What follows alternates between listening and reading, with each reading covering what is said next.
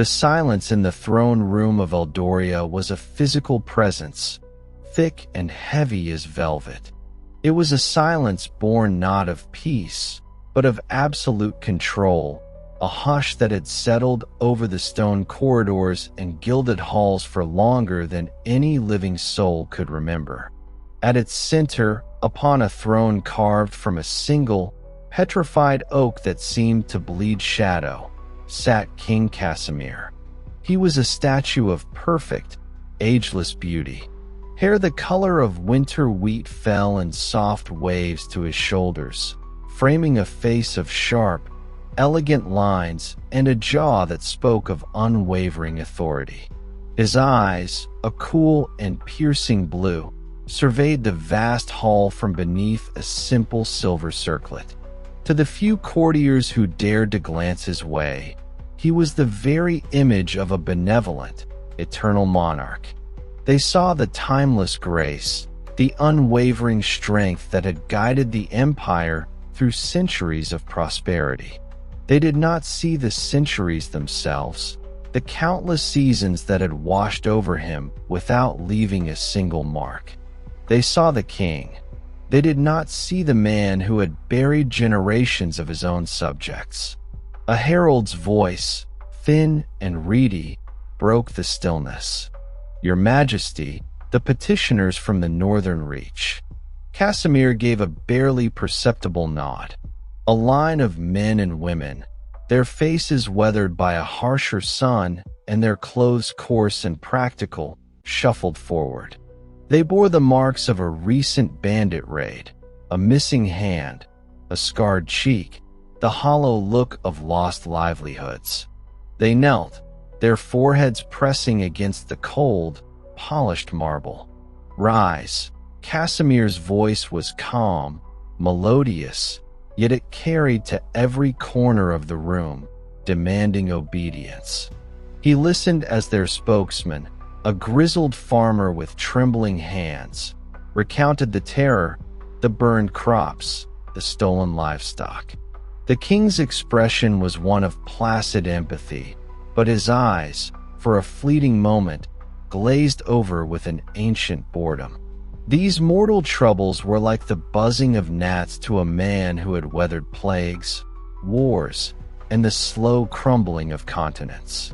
"The crown hears your plight," Casimir said, his tone final. "Captain Valerius will dispatch a company of the royal guard to scour the northern reach. The bandits will be found.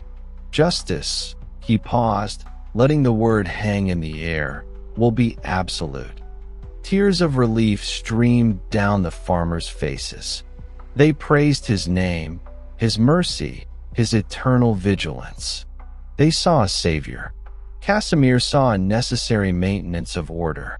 As they were led away, bowing and scraping, his gaze drifted past them to a stained glass window depicting a long-forgotten saint. The saint's face had been eroded by time and rain, a blur of color.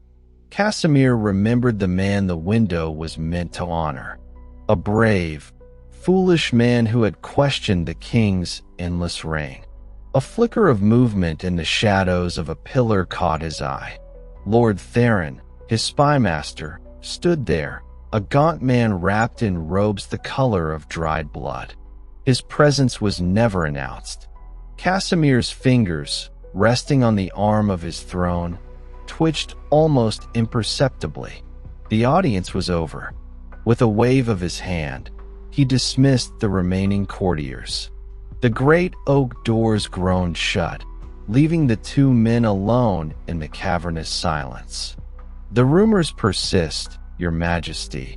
Theron's voice was a dry rustle, like dead leaves skittering across stone.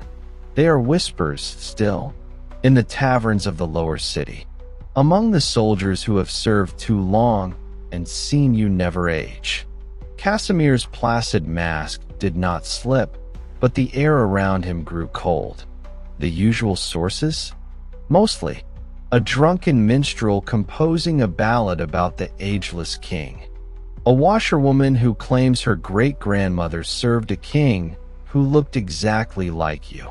Theron's lips stretched into a thin, bloodless smile. And a young historian from the University of Valyrium. He has been cross-referencing royal portraits in the archives. He finds the consistency statistically impossible. The king rose from his throne. He moved with a predator's grace, silent and deliberate. He walked to the great window, looking out over his empire.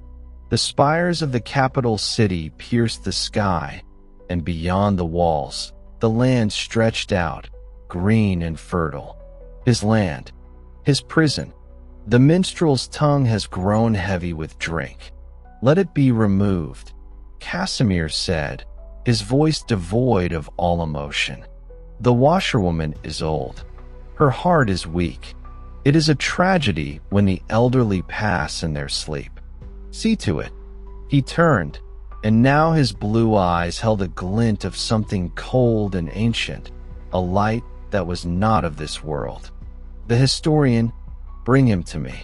I wish to discuss his findings personally. Lord Theron bowed deeply, the gesture one of pure, unadulterated fear. It will be done, Your Majesty. As the spy master melted back into the shadows, King Casimir was alone once more. The setting sun cast long, skeletal fingers across the floor. He lifted his hand, and in the palm of his perfectly manicured hand, a tiny, dancing flame of pure blackness flickered into existence. It cast no light, but rather seemed to drink the light from the air around it. It was the barest hint of the power that coiled within him, the devil's bargain that kept death at bay, century after century after century. He closed his fist, snuffing out the unnatural darkness. His secret was safe. It had to be, for if the world knew the price of his immortality, they would not praise him as a king. They would burn him as a monster. And the book, the source of it all, hidden deep in the secret vault below the castle, demanded more than just silence. It demanded a sacrifice. The young historian, he thought, would do nicely. The dungeons of Castle Eldoria were not a place of crude iron and bloody straw. King Casimir's tyranny was a refined one, a thing of clean, cold stone and immaculate silence. Here, the only screams were the ones that echoed in the mind. Alastair, the young historian from Valyrium, knew this now. His cell was dry, featureless, and lit by a single, flickering mage-light sconce that cast long, dancing shadows.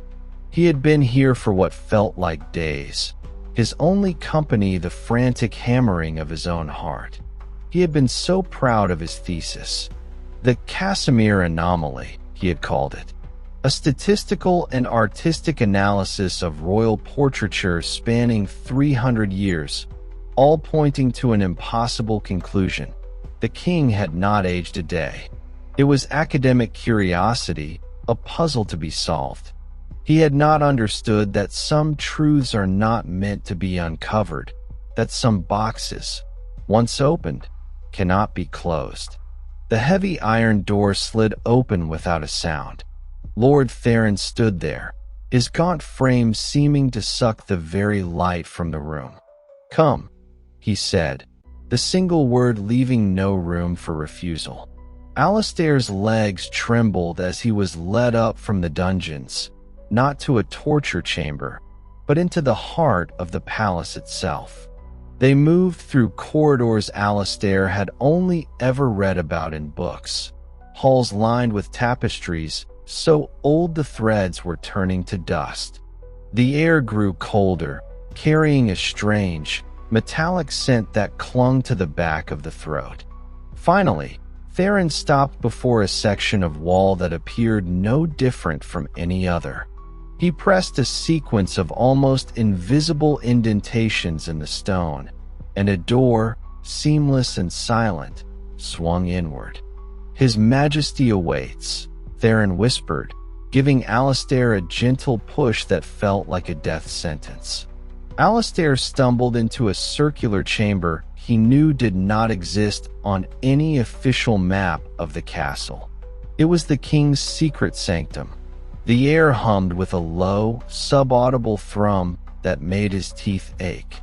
Shelves lined the walls, holding artifacts that defied reason. A skull with gemstones for eyes that seemed to follow his movement. A clock whose gears moved backwards. A vial of liquid that swirled with its own internal storm. And at the room's center, on a pedestal of obsidian, lay a massive book. Its cover was fashioned from a material that was neither leather nor metal, but something darkly organic, etched with silver sigils that writhed and shifted if stared at for too long. It was the source of the humming, the cold, the strange scent. This was the heart of the mystery, the source of the king's power. King Casimir stood beside the pedestal, his back to Alastair. He was not wearing his crown or royal robes, but simple, dark attire. He looked more like a scholar himself, but one who studied forbidden texts. Alastair of Valerium, Casimir said, his voice calm and conversational, as if they were meeting in a library. You have a keen eye, a perceptive mind. It is a rare and dangerous thing. Your Majesty, I meant no treason, Alastair stammered, his voice cracking. It was merely an academic pursuit. Academia, Casimir mused, turning to face him. His blue eyes were no longer cool. They were deep, ancient wells of knowledge and something far, far darker. The pursuit of truth.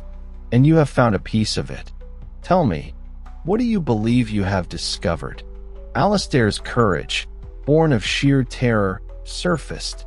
That you are not human. That you haven't aged. The portraits don't lie. The records don't lie. A bold conclusion, Casimir said, a faint smile playing on his lips. He gestured to the book. This is the Veritas Codex. Some have called it the Devil's Ledger.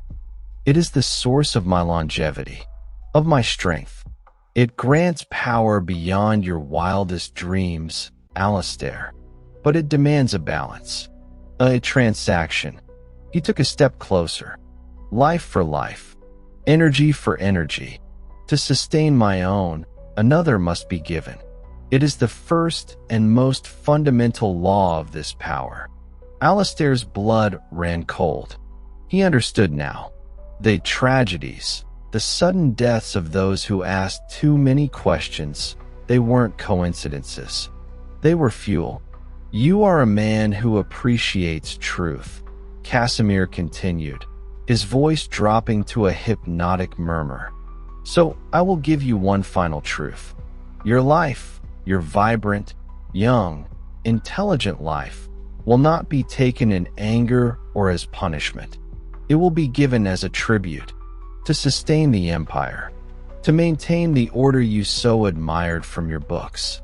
There is a certain honor in that, don't you think? Alastair wanted to scream, to fight, to deny this monstrous logic. But as Casimir reached a hand towards the codex, the sigils on its cover flared with a sickly green light. A force like an invisible vice gripped Alastair, holding him fast. He could not move, could not speak. He could only watch as the king began to chant in a language that was not of this earth, a guttural, scraping tongue that seemed to poison the very air.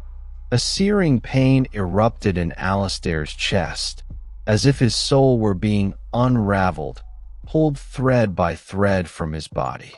A torrent of light, warm and golden, the essence of his life, his memories, his very being, streamed from his mouth and eyes, flowing across the room and into the waiting form of King Casimir. The king shuddered, a spasm of ecstasy and revulsion crossing his features.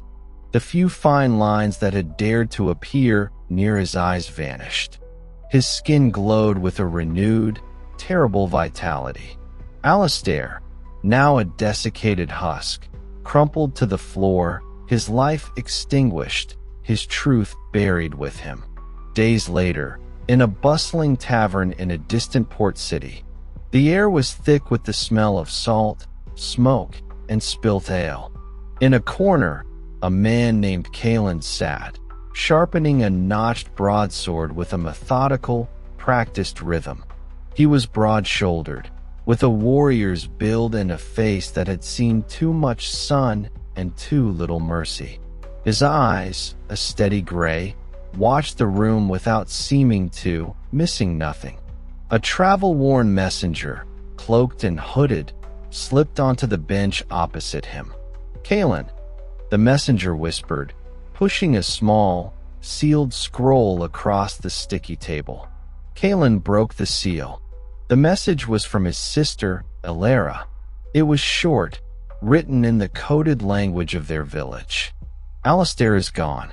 The king's peace took him. They call it a fever, but he was asking questions. The same questions we all fear to ask. He was your friend. He was my betrothed. The shadow in Eldoria grows longer. Someone must stand."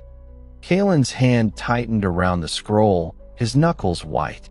Alistair had been a thinker, a dreamer. He was no threat to anyone. His death was a message, a warning to all who dared to look too closely. He looked at the messenger, his expression grim and resolved. The time for hiding, for living in the shadow of the eternal king, was over. "Tell Elara I am coming," Kalen said, his voice a low rumble. "And tell her to ready the others. It's time we send a message of our own." The fire in the hearth of the Gilded Griffin was the only warm thing in the room. Kalen sat before it, the flames reflecting in his steely eyes. The message from his sister, Elara, was now ash, its words seared into his memory. Alistair is gone. His friend, the gentle scholar with ink-stained fingers and a laugh that could light up a room, extinguished by the king's cold justice. "A fever," they said. Kalen's fist clenched. He knew the true fever that gripped Eldoria, the chilling, ageless grip of King Casimir. He had left the port city behind, moving inland towards the shadow of the capital. His journey was a solitary one, a path trodden by few by choice. The roads were patrolled by the king's guard, their polished armor and blank-faced helms a constant reminder of the order they enforced. An order that demanded absolute obedience and asked no questions. In the common room of a rundown in a day's ride from the capital, Kalen finally heard the whispers. They were cautious, spoken in hushed tones between gulps of cheap ale. "Found him near the old mill. Just skin and bones, they say. No mark on him." A grizzled farmer muttered to his companion. "The king's peace," the other man replied, the words a bitter curse. "My cousin, he just vanished last winter. Was always going on about how the king never changes. Guess he spoke his mind once too often." A third man, younger and leaner, leaned in. "They say it's not just talk he silences. They say there's a darkness in the castle, that the king consorts with things that are not of this earth, that he's made a bargain for his throne." The first farmer looked around nervously. "Quiet, Liam. That kind of talk will get you a one-way trip to the dungeons, or worse." Liam, emboldened by drink and despair, slammed his tankard down.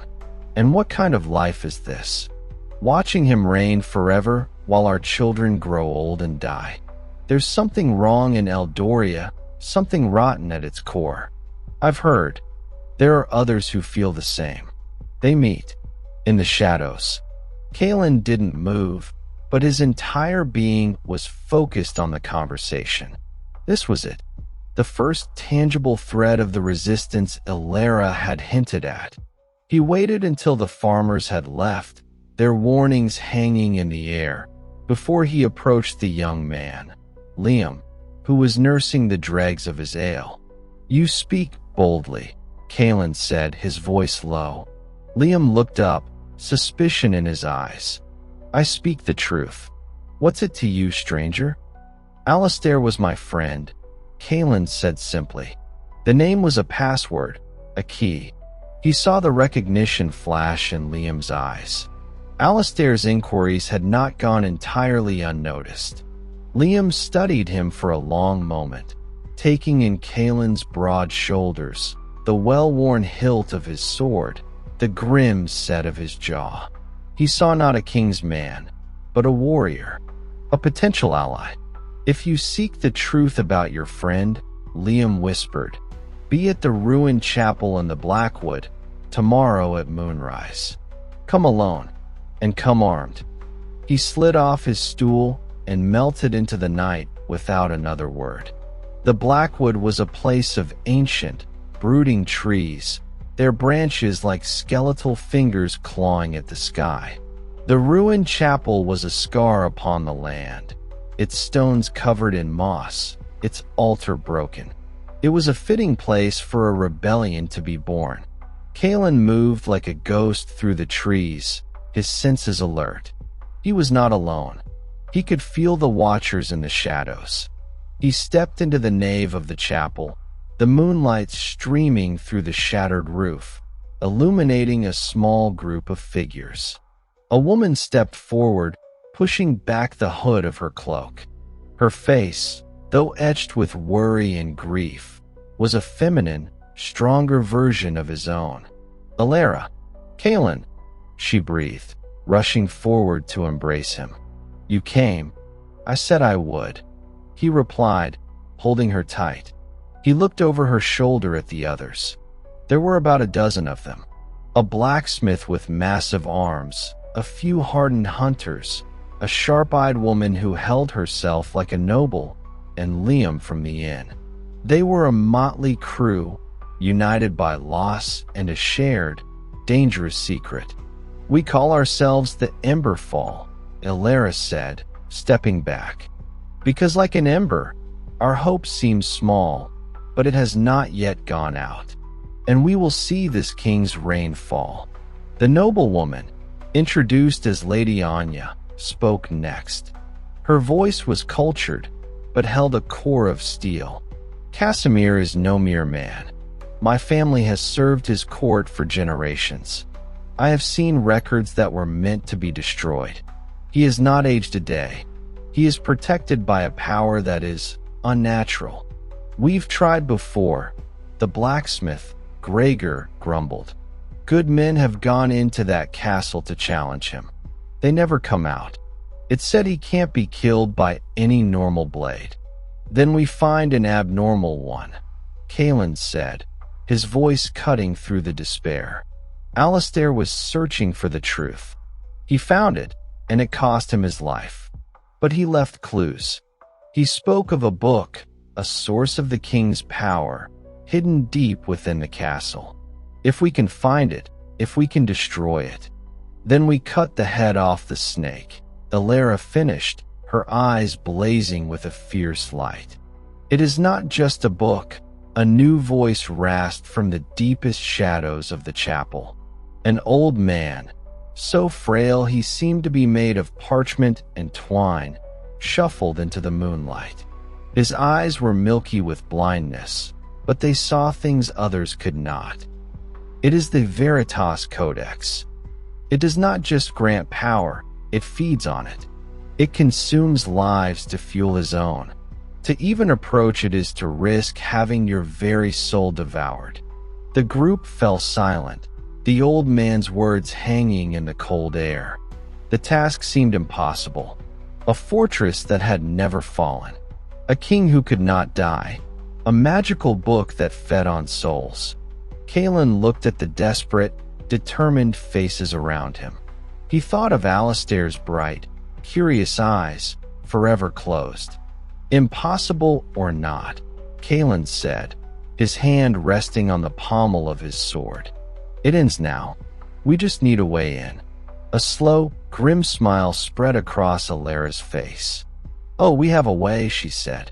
The king is hosting a grand masquerade in 3 nights' time to celebrate another century of his benevolent rule. And we, she said, looking at Lady Anya, have an invitation. King Casimir stood on his balcony, overlooking the capital city of Eldoria as it prepared for the centennial grand masquerade. Below, the streets were a river of lanterns and banners. To his subjects, it was a celebration of 100 years of unbroken peace and prosperity under his rule. To Casimir, it was a necessary piece of theater, a gilded cage of his own making. It reinforced his myth, reminded them of his eternal presence, and provided a perfect, public stage upon which to demonstrate his power and mercy. And, on a more practical note, it offered a convenient gathering of the Empire's elite, making it easier for Theron's spies to identify any nascent dissent. The air was crisp, carrying the scent of roasting meats and night-blooming jasmine. He could feel the thrum of life from the city below, a vibrant, chaotic energy so different from the cold, structured silence of his own existence. For a moment, a flicker of something akin to longing touched his ancient heart. What would it be like to age, to feel time's passage as something other than a slow, accumulating burden? To not have to constantly feed the ravenous maw of the Codex? The thought was a weakness, and he crushed it instantly. He turned from the balcony, his silk robes whispering against the marble floor. In his private chambers, his reflection in a full-length mirror of polished silver showed a man in his prime. There was no trace of the life he had taken from the scholar Alastair, no outward mark of the cost. But inside, he felt the familiar, cold satisfaction. The Codex was sated. For now, a soft knock preceded Lord Theron's entrance. "Your Majesty," he murmured, bowing. "The final preparations are in place. The guest list has been vetted. Any interesting additions?" Casimir asked, picking up a goblet of wine that was, as always, for show. He no longer needed sustenance, only the energy the Codex provided. "The usual sycophants and power brokers," Theron said, a sneer in his voice. "But Lady Anya of House Vancroft has confirmed her attendance. A curious choice, given her family's recent decline in favor." Casimir's eyes narrowed. House Vancroft was old, proud, and had always been suspicious of his reign.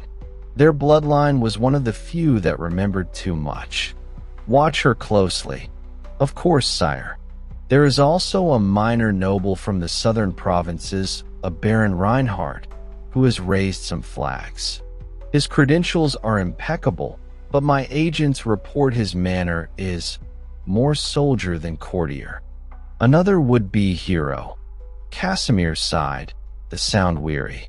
"They are like summer flies, buzzing until they are swatted. Ensure he is given a prominent place. Let him see the splendor he wishes to destroy. It makes their eventual despair so much more poignant." He took a sip of the wine, the taste like ash on his tongue. "And the Codex?" "The chamber is secured. The wards are at their strongest. None may enter without your key, or a power greater than your own." "Good." Casimir placed the goblet down. "Let the performance begin." Meanwhile, in a secluded cellar beneath a disused tannery on the city's outskirts, the Emberfall was preparing for their own performance. Lady Anya stood stiffly as a tailor from their ranks fussed with the hem of a magnificent gown of sapphire silk. "I feel like a prize goose trussed for a feast," she muttered. "You look the part of a high-born lady, which is exactly what we need," Elara said, her tone practical. She was already dressed in the simpler, elegant attire of a lady's maid, her face set in a mask of subservience that didn't reach her eyes. "Remember, you are there to draw attention, to be seen. You are the distraction. Kaelin emerged from a shadowed corner, and for a moment, the entire room fell silent. Dressed in the rich, dark velvets and polished leather of Baron Reinhardt, he was transformed. The clothes could not hide the power in his shoulders or the warrior's grace in his movements, but they channeled it into something more dangerous, the aura of a nobleman who was also a deadly weapon. A simple black half-mask lay on the table beside him. "You clean up well, brother," Alara said, a hint of a smile touching her lips. Kaelin grunted, uncomfortable in the restrictive finery. "I prefer my armor. This feels like a shroud." He looked at the others. Gregor the blacksmith and Liam the farmer were now dressed as liveried guards, their discomfort palpable. "The plan is simple. Anya and I enter with the main guests. Alara, you come in with the servant's entourage. Gregor, Liam, you're on the perimeter guard detail. Our goal is to find the entrance to the king's sanctum. We do nothing tonight but gather information. We are ghosts. And if we are discovered?" Liam asked, his voice tight with nerves. "Then we fight," Kaelin said simply. "But our mission is to find the book. Dying to kill a few guards won't end the king's reign. Getting to that codex will." He picked up the mask, his gray eyes hard as flint. "We all know the cost of failure." Alistair knew it. "Remember that when you look upon the king's face. Remember that he has not paid the price for his power. Others have paid it for him." A solemn silence fell over the group. They checked their hidden weapons, thin blades strapped to forearms, poison-tipped needles concealed in sleeves. They were not going to a celebration. They were walking into the dragon's den. As they moved out into the night, slipping through the back alleys towards the brilliant, music-filled castle that loomed over the city, Kaelin felt the weight of the moment. The air was thick with the scent of celebration, but for him, it smelled of fear and vengeance. Somewhere in that glittering fortress of stone and shadow was the answer to ending a centuries-old nightmare. He just had to survive the ball to find it. The grand hall of Castle Eldoria was a symphony of controlled opulence. 1,000 candles blazed in crystal chandeliers, their light reflecting off polished marble and the gold thread in the courtiers' costumes. The air was a heady mix of perfumes, spiced wine, and the low, melodious hum of a string quartet. Masks of silver, gold, and feathers hid faces, creating a sea of anonymous, laughing mouths and watchful eyes. It was a beautiful lie, and Kaelin stood at its heart, feeling like a wolf who had wandered into a sheepfold. As Baron Reinhardt, he was greeted with polite nods and superficial conversation. He moved through the crowd with a stiff grace, his every sense screaming. The sheer scale of the king's power was daunting. The loyalty in these people's voices, however forced, was a wall as solid as the castle stone. He spotted Lady Anya across the room, a vision in sapphire, already holding court. She laughed, a bright, tinkling sound, and fanned herself, the picture of a careless noblewoman. But Kaelin saw the tension in her shoulders, the way her eyes constantly scanned the room. She was playing her part perfectly. A server offered him a goblet of wine. Kaelin took it, his fingers brushing against the man's wrist. For a split second, their eyes met. It was Liam, his face a mask of nervous sweat. A silent message passed between them. All is clear so far. Then, the music stopped. The herald's voice boomed through the hall. His Royal Majesty, King Casimir the Eternal. A hush fell, so profound that Kaelin could hear the rustle of his own velvet doublet. The crowd parted like a sea, and the king descended the grand staircase. He was breathtaking, dressed in robes of deep midnight blue embroidered with constellations of silver thread. He wore a simple silver mask that did nothing to hide the piercing blue of his eyes. He moved with an unnerving, fluid grace, a predator moving among his prey. He did not walk. He glided, bestowing smiles and nods that seemed both genuine and utterly detached. This close, Kalen could feel it, a subtle, chilling aura that emanated from the king, a void that seemed to suck the warmth from the air around him. This was no mere man. Alera's words echoed in his mind. He is protected by a power that is unnatural.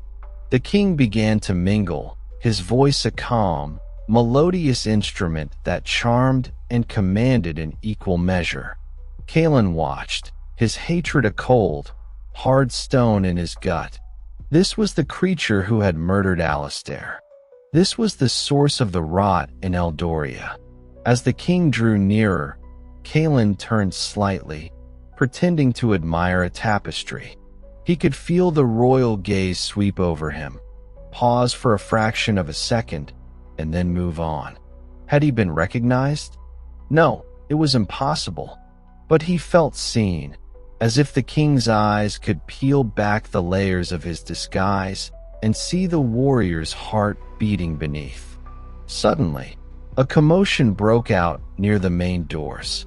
A man, his mask askew, was shouting, his voice slurred with drink or desperation. "Liar! Tyrant! You are not our true king. You are a demon in a man's skin." It was a planned distraction. One of the Emberfall, a man Kalen didn't know, sacrificing himself to create an opportunity. Gasps rippled through the crowd. The king's guard moved in, but Casimir raised a single, placating hand. The hall fell silent once more. The king walked slowly towards the heckler, his expression one of mild, paternal disappointment. "You are troubled, my son," Casimir said, his voice dripping with false compassion. "The wine has spoken, not your heart." "The hells it has," the man spat. "I know what you are. We all know. You feed on us. You." The man's words were cut off as two guards seized him. But before they could drag him away, King Casimir stepped forward and placed a hand on the man's forehead, as if in a blessing. A collective, silent shudder went through the room. Kalen watched, frozen. He saw the man's eyes widen in terror, then go blank. His body went limp, not in a faint, but in a way that suggested the life had been simply switched off. There was no struggle, no sound. The king had not just killed him, he had extinguished him. The pressures of the world can be too much for some souls, Casimir announced to the horrified crowd, his voice still calm. "Take him to the physicians. See if he can be restored." But everyone knew the man was already dead. It was a demonstration, a reminder. The king's peace was absolute, and its enforcement was swift and terrifying. In the stunned silence that followed, as all eyes were on the king and the body being hauled away, Kalen felt a sharp tug on his sleeve. He looked down. It was Alera, her face pale but determined beneath her maid's cap. "Now," she whispered, her voice barely audible. "While they're all distracted, the western corridor. I found a servant's map. There's a guarded door that shouldn't be there. It's not on any official plan. It has to be the way down." Kalen gave one last look at King Casimir, who was now calmly reassuring a frightened duchess, the picture of benevolence once more. The cold fire of vengeance burned brighter in Kalen's chest. He nodded to Alera. The masquerade was over. The real hunt had begun.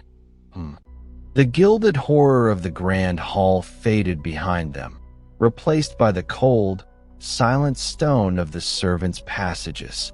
Alera led the way, her movements swift and sure, the servant's map committed to memory. The distant strains of music starting up again were a grotesque soundtrack to their deadly serious mission. "They will notice our absence soon," Kalen muttered, his voice a low rumble in the narrow corridor. The velvets of his disguise felt like a cage now, hindering the quick draw of a sword. "Anya will cover for us," Alara whispered back, not slowing her pace. "She'll feign a headache and say I accompanied her to her chambers. And you, the reclusive baron, have simply retired for the evening. We have a little time." They moved deeper into the castle's belly, away from the warmth and light, into a world of dripping moisture and the scent of old dust. The architecture grew older, the stones rougher hewn. They were in the original foundations of the fortress, a place time had forgotten. Finally, Alara stopped before an unremarkable wooden door, banded with iron. It looked like a storage closet, but standing before it, rigid and alert, were two of the king's guard. "Not just a door," Kalen breathed. "A sentry post." Before they could retreat, a voice slithered out of the darkness behind them. "Looking for something, my lord?" Lord Theron emerged from a side passage, his gaunt face a mask of cold amusement. For more guards materialized behind him, blocking their retreat. They were trapped. The so-called Baron Reinhardt, Theron Tutade, and a little maid who knows far too much about castle blueprints.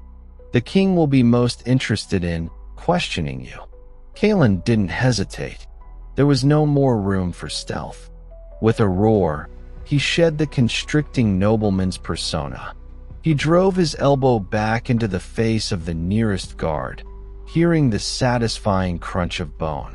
In the same motion, he drew the thin blade hidden in his sleeve and plunged it into the thigh of another. The corridor erupted into chaos. Alara was no helpless maiden. She dropped into a low crouch, sweeping the legs out from under a guard who lunged for her. She produced a small, sharp dagger from her boot and fought with a feral desperation, her movements efficient and deadly. Kalen was a whirlwind of controlled violence. He disarmed one guard, using the man's own sword to parry a blow from another. The confined space worked to their advantage, nullifying the guard's numerical superiority. In moments, the four guards behind them were down, groaning or unconscious. But the two guards at the door had drawn their swords and were advancing, and Theron had retreated, a cruel smile on his face. "You are insects," he spat. "You think you can challenge a god?" Kalen ignored him, his focus on the two guards. He parried a thrust, the ring of steel loud in the stone passage. Alara ducked under a swinging blade and hamstrung one of the guards with her dagger. As he fell, screaming, Kalen dispatched the other with a clean, brutal stroke to the neck. They stood panting, surrounded by fallen men, the coppery smell of blood filling the air. Theron was gone. "He's gone to raise the alarm," Alara said, her chest heaving. "Then we have even less time," Kalen replied, wiping his blade on a guard's cloak. He turned to the door. It was locked, a heavy, complex mechanism. "Stand back," Gregor's voice echoed from down the corridor. The blacksmith and Liam came running, their faces grim. They had heard the fight. Gregor held a massive hammer he had acquired from the castle forge. Without a word, Gregor hefted the hammer. One thunderous blow shattered the lock, the sound echoing like a gunshot. The door swung inward, revealing not a room, but a narrow, winding staircase that plunged down into absolute darkness. A cold, damp breath of air, carrying that same faint, metallic scent Kalen had noticed near the king, wafted up from the abyss. This was it, the path to the Devil's Ledger. "Liam, stand watch here," Kalen ordered. "If anyone comes, you can't hold them forever. Just make enough noise to warn us." Liam nodded, pale but resolute, gripping his stolen sword. Kalen, Alara, and Gregor exchanged a look. There was no turning back now. Taking a torch from a sconce on the wall, Kalen led the way down, into the heart of the king's power, into the lair of the immortal beast. The stone steps were worn smooth by centuries of a single, solitary tread. The staircase spiraled down into a darkness so profound it seemed to swallow the torchlight. The air grew colder with each step, the strange metallic scent thickening until it coated the back of their throats. The only sounds were their own ragged breathing, the scuff of their boots on stone, and the frantic hammering of their hearts. After what felt like an eternity, the stairs ended, opening into a vast, subterranean cavern that should not have existed beneath the castle foundations. They had found it, the king's sanctum. It was a circular chamber, just as Alistair had described in his final, coded notes. But no description could capture the oppressive, malevolent atmosphere. The walls were natural rock, glistening with moisture, and upon shelves carved into them rested the same unnatural artifacts: the gemmed skull, the backwards turning clock. At the chamber's center, on a pedestal of polished obsidian, lay the source of it all, the Veritas Codex. The book was larger than Kalen had imagined, bound in what looked like black, scaled hide. Silver sigils crawled across its cover, twisting and writhing in the torchlight as if alive. A low, subaudible hum emanated from it, a vibration that made their teeth ache and their bones feel brittle. It pulsed with a sickly, greenish-black aura that seemed to drink the very light from the air around it. "It's breathing," Alara whispered, her voice trembling despite her iron will. "Stay focused," Kalen growled, his grip tightening on his sword. His every instinct screamed at him to destroy the thing, to set it ablaze and end this nightmare. He took a step forward. A wave of pure, psychic dread slammed into him. It was a pressure that promised oblivion, a voice in his mind whispering of his own mortality, his insignificance, the futility of his quest. He saw flashes of Alistair's terrified face, felt the ghost of the life being drained from him. He faltered, his breath catching in his chest. "Kalen," Alara's voice cut through the horror. She and Gregor were also struggling, their faces pale and slick with sweat. "It's fighting back. It knows we're here." Gritting his teeth, Kalen forced another step, then another. The whispers grew louder, showing him visions of his village burning, of Alara lying lifeless, of the king laughing on his throne for another 1,000 years. It was a weapon that attacked the soul. "We have to destroy it," Gregor roared, hefting his hammer. He charged towards the pedestal, his face a mask of rage and terror. "No, wait," Alara cried out, but it was too late. As Gregor came within 10 feet of the codex, the sigils on its cover flared with violent, emerald light. Tendrils of pure shadow, cold and solid, lashed out from the book like whips. One wrapped around Gregor's ankle, another around his wrist. He screamed, not in pain, but in sheer, soul-rending agony. The vibrant, vital energy that was the big man's life force began to visibly leach from his body, a golden mist streaming from his mouth and eyes, flowing across the chamber and into the dark, waiting maw of the codex. In seconds, it was over. Gregor's massive form crumpled to the stone floor, a hollow, desiccated shell. The codex's aura glowed brighter for a moment, satiated. Kalen and Alara stared in horror, frozen. They had just witnessed the exact fate that had befallen Alistair. The book was not just an object, it was a predator, and it was guarding itself. "We can't touch it," Elara said, her voice hollow with shock. "No mortal can." A calm, familiar voice echoed through the chamber, laced with amusement. "A lesson so many have learned the hard way, and one you will now take to your graves." They turned. At the top of the staircase stood King Casimir. He had discarded his mask and royal robes. He wore simple black, and in his hand he held a long, elegant sword that seemed to be made of solidified darkness. His eyes glowed with that same faint, sinister red they had seen in the throne room. Lord Theron stood just behind him, a vulture awaiting its carrion. The king descended the steps slowly, his gaze fixed on Kaelin, the warrior with the eyes of vengeance. "I have been expecting you. The Codex has been hungry, and you have brought it such a fine, strong meal." Kaelin raised his sword, placing himself between the king and his sister. The plan had failed. They couldn't destroy the book. Their only path left was to kill the king himself, devil's power or not. The true battle for Eldoria was about to begin, not in a grand hall, but in this dark pit at the foot of a devil's altar. The air in the sanctum crackled with palpable energy.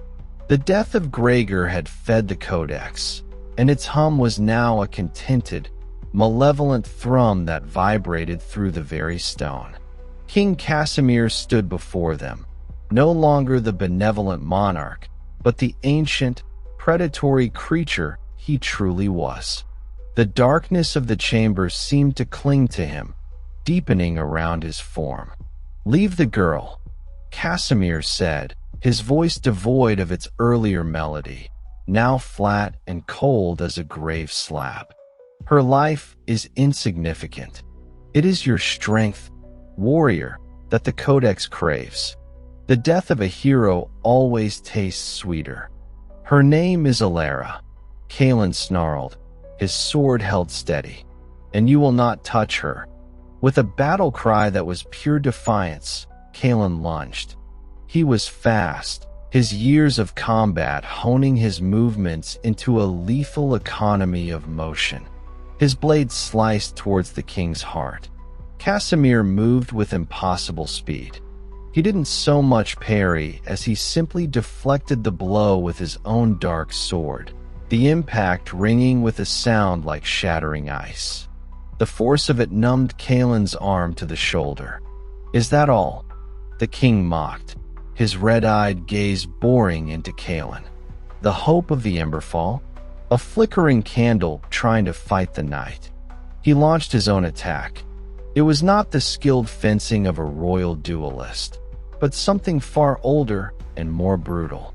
Every swing of his dark blade carried the weight of centuries, a crushing, overwhelming force. Kaelin was driven back, his own sword barely able to deflect blows that threatened to shatter the steel. He was fighting not just a man, but a force of nature. Elara, seeing her brother overwhelmed, acted. She drew a throwing knife and flung it at the king's exposed back. It never reached its target. Casimir didn't even turn. A tendril of shadow, like the one that had killed Gregor, snapped from the Codex and vaporized the knife in midair.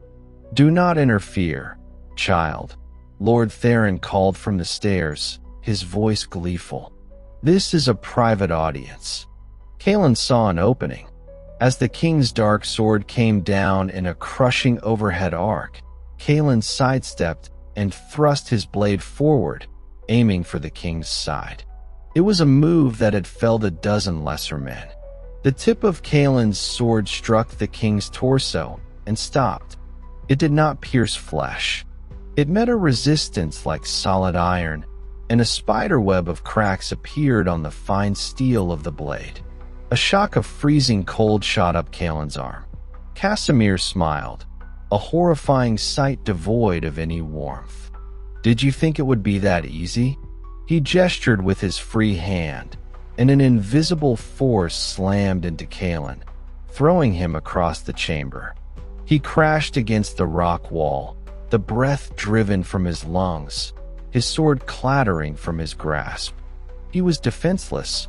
The king advanced slowly, savoring the moment. "You are brave. I will grant you that.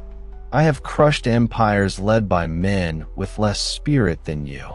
But bravery is a finite resource in the face of infinite power." He stood over Kalen, raising his dark sword for the final blow. Alara screamed, rushing forward, but she was too far away. This was it. The end of the rebellion. The end of hope. But as Kalen looked past the king, past the gloating Theron, his eyes fell upon the Codex. In that moment of absolute despair, he remembered the old blind man's words in the chapel. It does not just grant power, it feeds on it. It consumes lives to fuel his own. And a desperate, insane idea sparked in his mind. The king and the book were linked. The king's invincibility came from the Codex. But what if that link could be broken? Not by destroying the book, which was impossible, but by overloading it? As the king's blade began its descent, Kalen did not try to roll away. Instead, he looked the ancient monster in his glowing red eyes and spoke, his voice a raw, defiant rasp. "You're not a king. You're just a parasite. A scared little boy who was too afraid to die." The insult, so simple, so human, struck a nerve the sword never could. Casimir's smug expression twisted into a snarl of pure, undiluted rage. The composure of centuries shattered. "You dare!" the king roared, the sound echoing with 1,000 tormented voices. He changed the angle of his strike, not aiming to behead, but to impale, a slower, more painful death. It was a mistake born of arrogance. In that split second, Kalen moved. With all the strength he had left, he kicked out, not at the king, but at the obsidian pedestal. It was a desperate, last-ditch effort. The heavy stone slab shifted slightly. The king, off balance from his enraged lunge, stumbled. His dark sword plunged down, but Kalen had rolled. The blade missed his body, instead slamming into the stone floor right beside the pedestal. And then the impossible happened. The dark sword, a manifestation of the Codex's power, touched the book itself. There was a sound like the world tearing in half. The Codex, the devourer of souls, was suddenly forced to consume a torrent of its own raw, chaotic energy. The king's power reflected back at its source. A vortex of screaming shadows and blinding green light erupted from the book.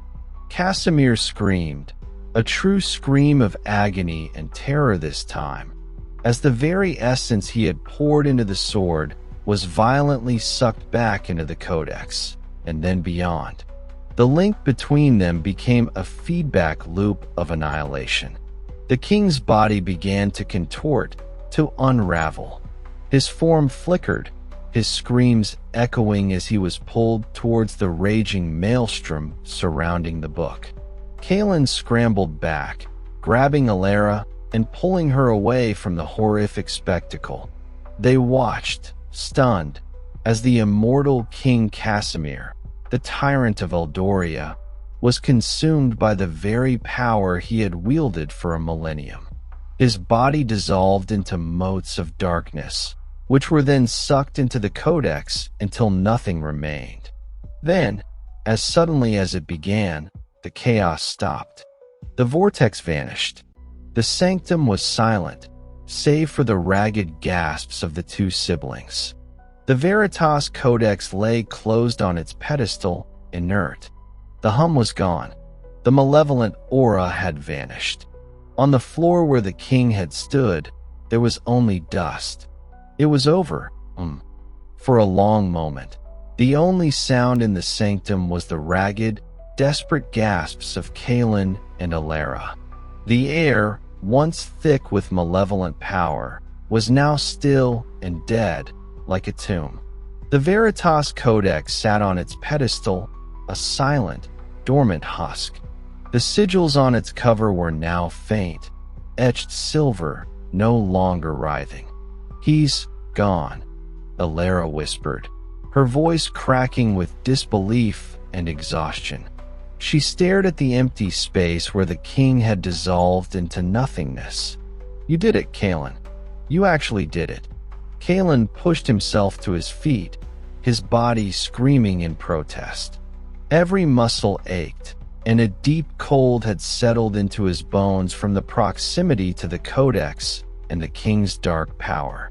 He looked at the dust on the floor, then at the silent book. There was no triumph in his heart, only a hollow, weary relief. The cost had been too high. Alistair, Gregor, and so many others. "We need to go," he said, his voice rough. Theron fled. "The castle will be in chaos." He took a step towards the staircase, but a wave of dizziness washed over him. He stumbled, catching himself against the cold stone wall. A sharp, searing pain lanced through his temple, and behind his eyes, he saw a flash of something, a memory that was not his own. A vast, sun-drenched field, and the face of a woman with kind eyes, a face lost to centuries. "Kaelin." Alara was at his side in an instant, her arm around him. "You're hurt." "It's nothing," he grunted, shaking his head to clear it. The pain and the strange vision receded as quickly as they had come. "Just tired." They helped each other up the long, winding stairs, leaving the silent horror of the sanctum behind. Liam was still at the top, his face a mask of fear that turned to utter astonishment when he saw them alone. "The king," he breathed, "is gone," Alara confirmed, her voice gaining strength. "Eldoria is free." The news spread through the castle like wildfire. The music in the grand hall died mid-note. The masks of the revelers could not hide their shock and confusion. The king's guard, leaderless and bewildered, offered no resistance as Kaelin, supported by Alara and Liam, made their way to the main gates. The immortal king was dead. The unthinkable had happened. 3 days later, the capital was a city reborn. The oppressive silence had been replaced by a cacophony of life, joyful shouts, debates in the squares, the sound of hammers tearing down the old symbols of the king's peace. A provisional council, led by Lady Anya and other prominent members of the Emberfall, was established to guide the transition. Kaelin was hailed as the liberator, the man who slew the immortal tyrant. He stood on the balcony of the council chambers, looking out over the celebrating city. Alara stood beside him, her hand in his. "It's over," she said softly, a genuine smile finally gracing her lips. "We can build something new, something good." Kaelin nodded, but the hollow feeling remained. The cheers of the crowd felt distant, muffled. The searing pain in his temple returned, sharper this time. He saw another flash. A castle being built on a hill, the feel of cold, ancient stone beneath his fingers, the taste of wine from a vineyard long since turned to dust. He gripped the balcony railing, his knuckles white. "Kaelin." Alara's voice was laced with concern. It's the aftermath," he said, forcing the words out. "The exhaustion." He turned to her, trying to focus on her face, on the present. "I need to rest." He retreated to the chambers they had given him, a room that had once belonged to a long-dead courtier. He splashed water on his face, but the face that looked back from the silver mirror gave him pause. His own gray eyes stared back, but for a fleeting second, He thought he saw a glint of cool, ancient blue within them. He shook his head again. It was a trick of the light, a phantom born of stress and battle fatigue. He was a hero. He had won. So why did he feel a strange, creeping sense of familiarity with this castle, with this power, with this weight? Why did the sounds of the celebrating city below suddenly feel so trivial, so mortal? He sat on the edge of the bed, his head in his hands. The pain was gone again, but in its place was a new, insidious thought, a whisper that was not his own, slithering up from the depths of his mind. You did not destroy me, warrior. You merely opened a new vessel. Kalen's head snapped up, his blood running cold. The voice was in his mind, calm, melodious, and utterly terrifying. It was the voice of King Casimir. He looked at his own hands, turning them over. They were his hands, the hands of a warrior, scarred and strong. But the whisper lingered, a parasite in his soul. The king was dead. Long live the king. And in the silent, dormant sanctum far below, the Veritas Codex, for the first time in 1,000 years, gave a single, faint, almost imperceptible pulse of green light. The days blurred into a week. The city of Eldoria thrummed with a frenetic, hopeful energy.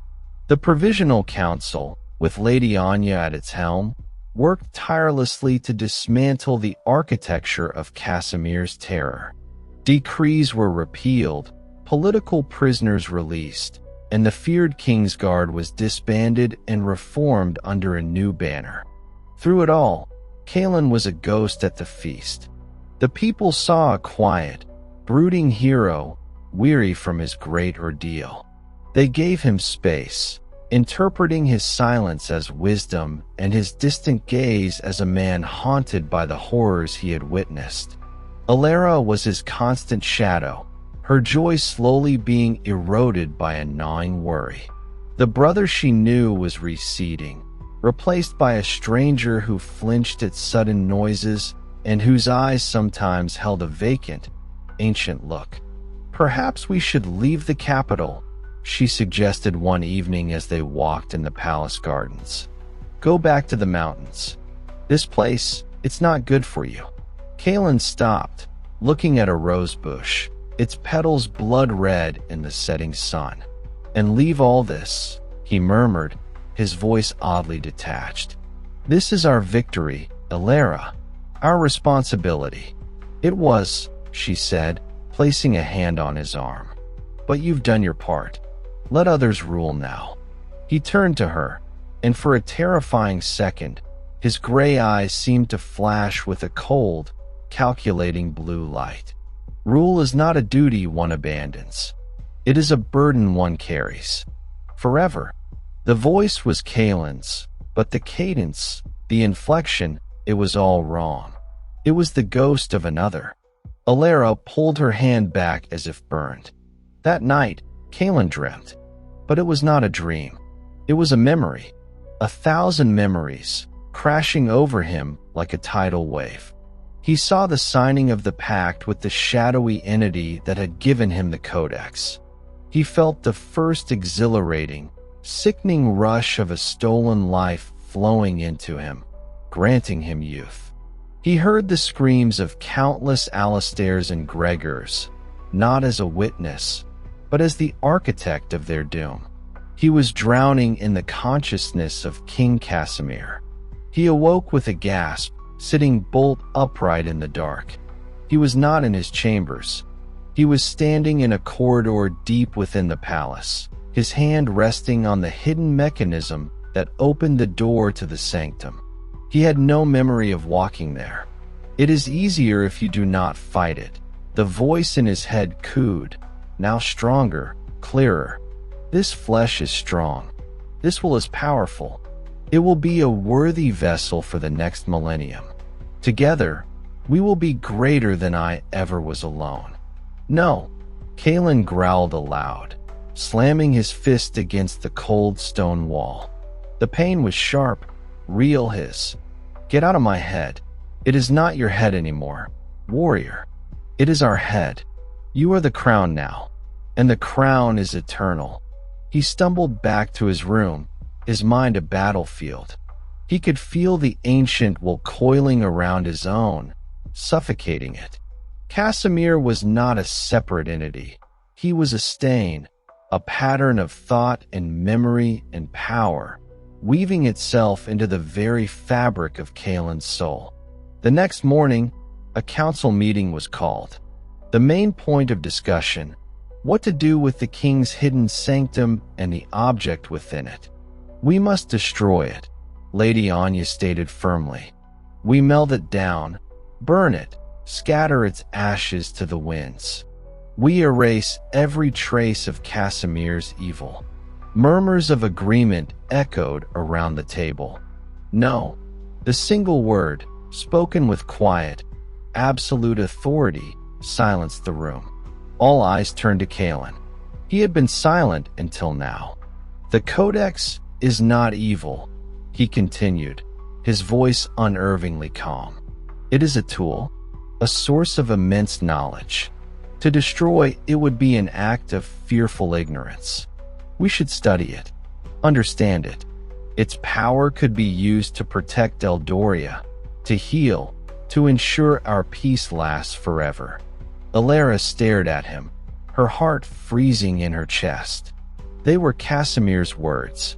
They were the very justifications he must have used to himself at the beginning.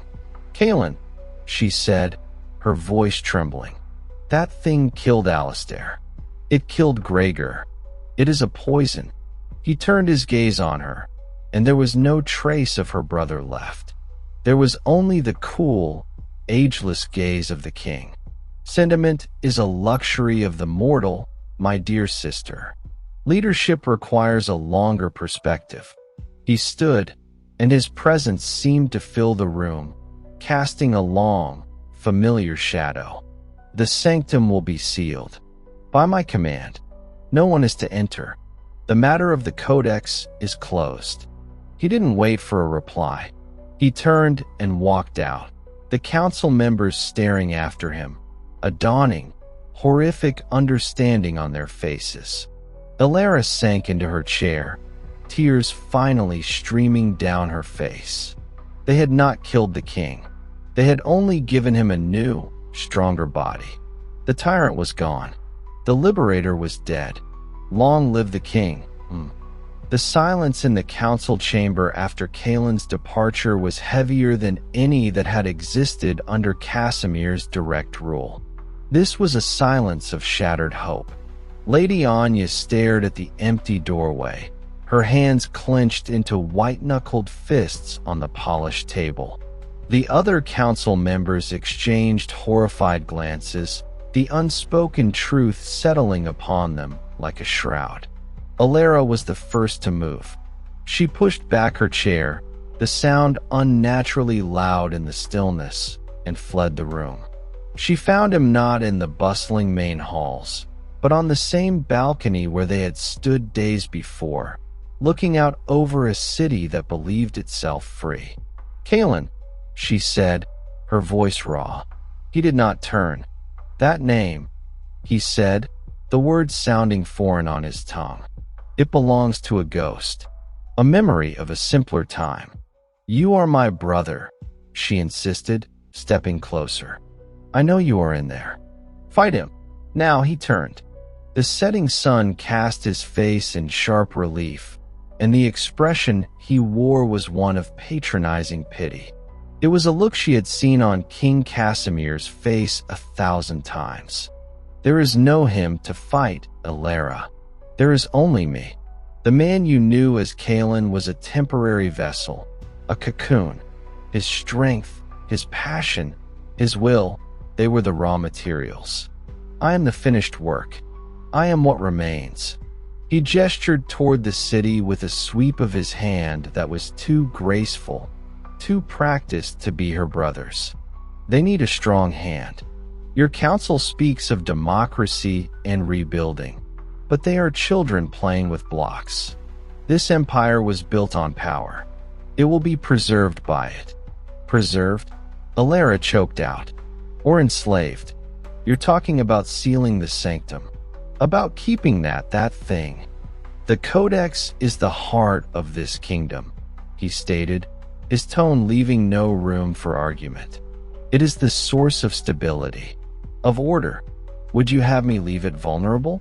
Allow some other fool to stumble upon it and unleash chaos? No, it must be protected. Its power must be managed. He looked at her, and his eyes were no longer just flecked with blue. They seemed to be shifting, the gray being consumed by that ancient, icy hue. You stood with me, sister. You can stand with me still. The world we dreamed of, it can still be built.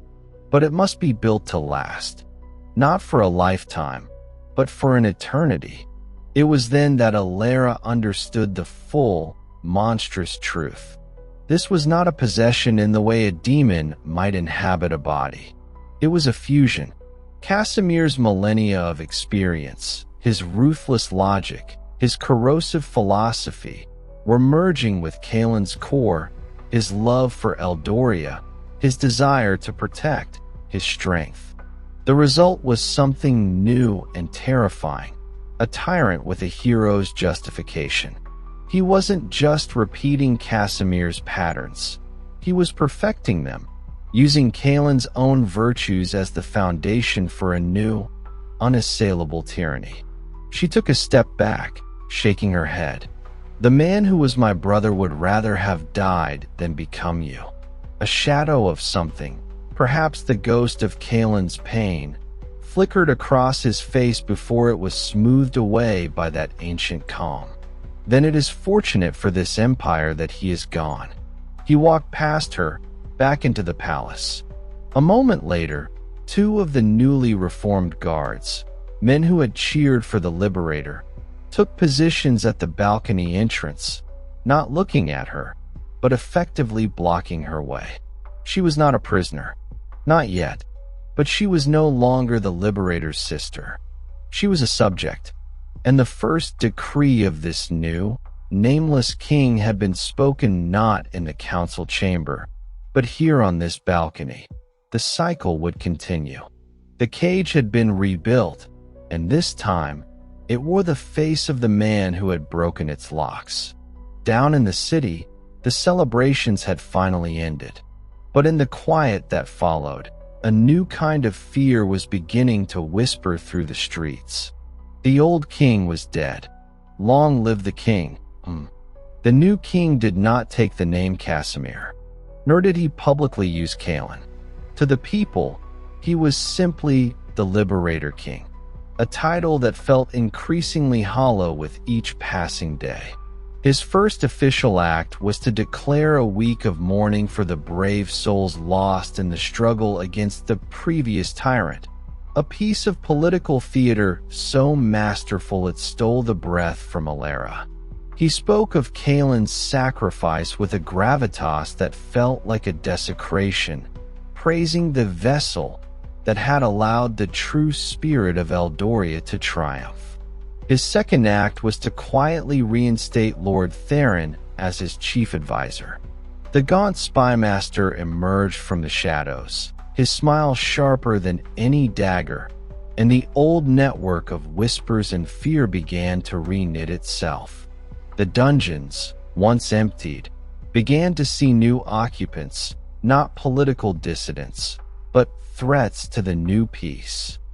Those who questioned the ceiling of the old castle's lower levels, or who spoke too loudly about the Liberator's changed eyes, often found themselves invited for a clarifying discussion with Theron's agents. Alara became the reluctant figurehead of a resistance that had won its war, only to find a colder, more insidious battle had begun. She met with Lady Anya and the remaining members of the true Emberfall in the dead of night, in the same ruined chapel where their hope had been born. "We have to act now," Liam urged, his youthful face now hardened by a bitter victory. "Before his control is absolute." We still have supporters in the city. We can do what? Lady Anya interrupted, her voice weary. Storm the castle? We already did that. Kill the king? We already did that, too. And look what it brought us. The people will not rise against the man they believe saved them. He has woven Kalen's legend into his own armor. He is studying the Codex, Alara said quietly. The others turned to her. He goes to the sanctum every night. I've followed him. The guards let me pass, for now. They still see the sister of the Liberator. He stands before the book for hours. He doesn't touch it, but he communes with it. I can feel the power growing again. It's different, colder, more patient. A chill settled over the group. The Codex was no longer a ravenous beast. It was a patient teacher, and its new pupil was learning fast. He is building his reign on a lie. Alara continued, her fists clenching. But every lie has a crack. His is Kalen's memory. The people loved my brother. They believed in him. We need to show them that the man on the throne is not the hero they mourn. And how do we do that? Gregor's widow, a fierce woman named Anya, asked from the corner. Alara looked at the desperate faces around her. We remind them who Kalen really was. We don't attack the king. We mourn the brother. Publicly, loudly. We show the city that the man they call Liberator does not grieve for the hero he claims to be. We force that crack to widen. The next day, under a gray and weeping sky, Alara led a procession to the public square. She carried no weapon, only a simple wooden soldier's doll, a toy Kalen had carved for her when they were children. Behind her came the families of the fallen, the true fallen of the rebellion. They did not shout slogans or call for revolt. They simply stood in the rain and mourned. Alara held the doll aloft, her voice cutting through the drizzle. We are here to remember Kalen, not the king's story of him, not the symbol.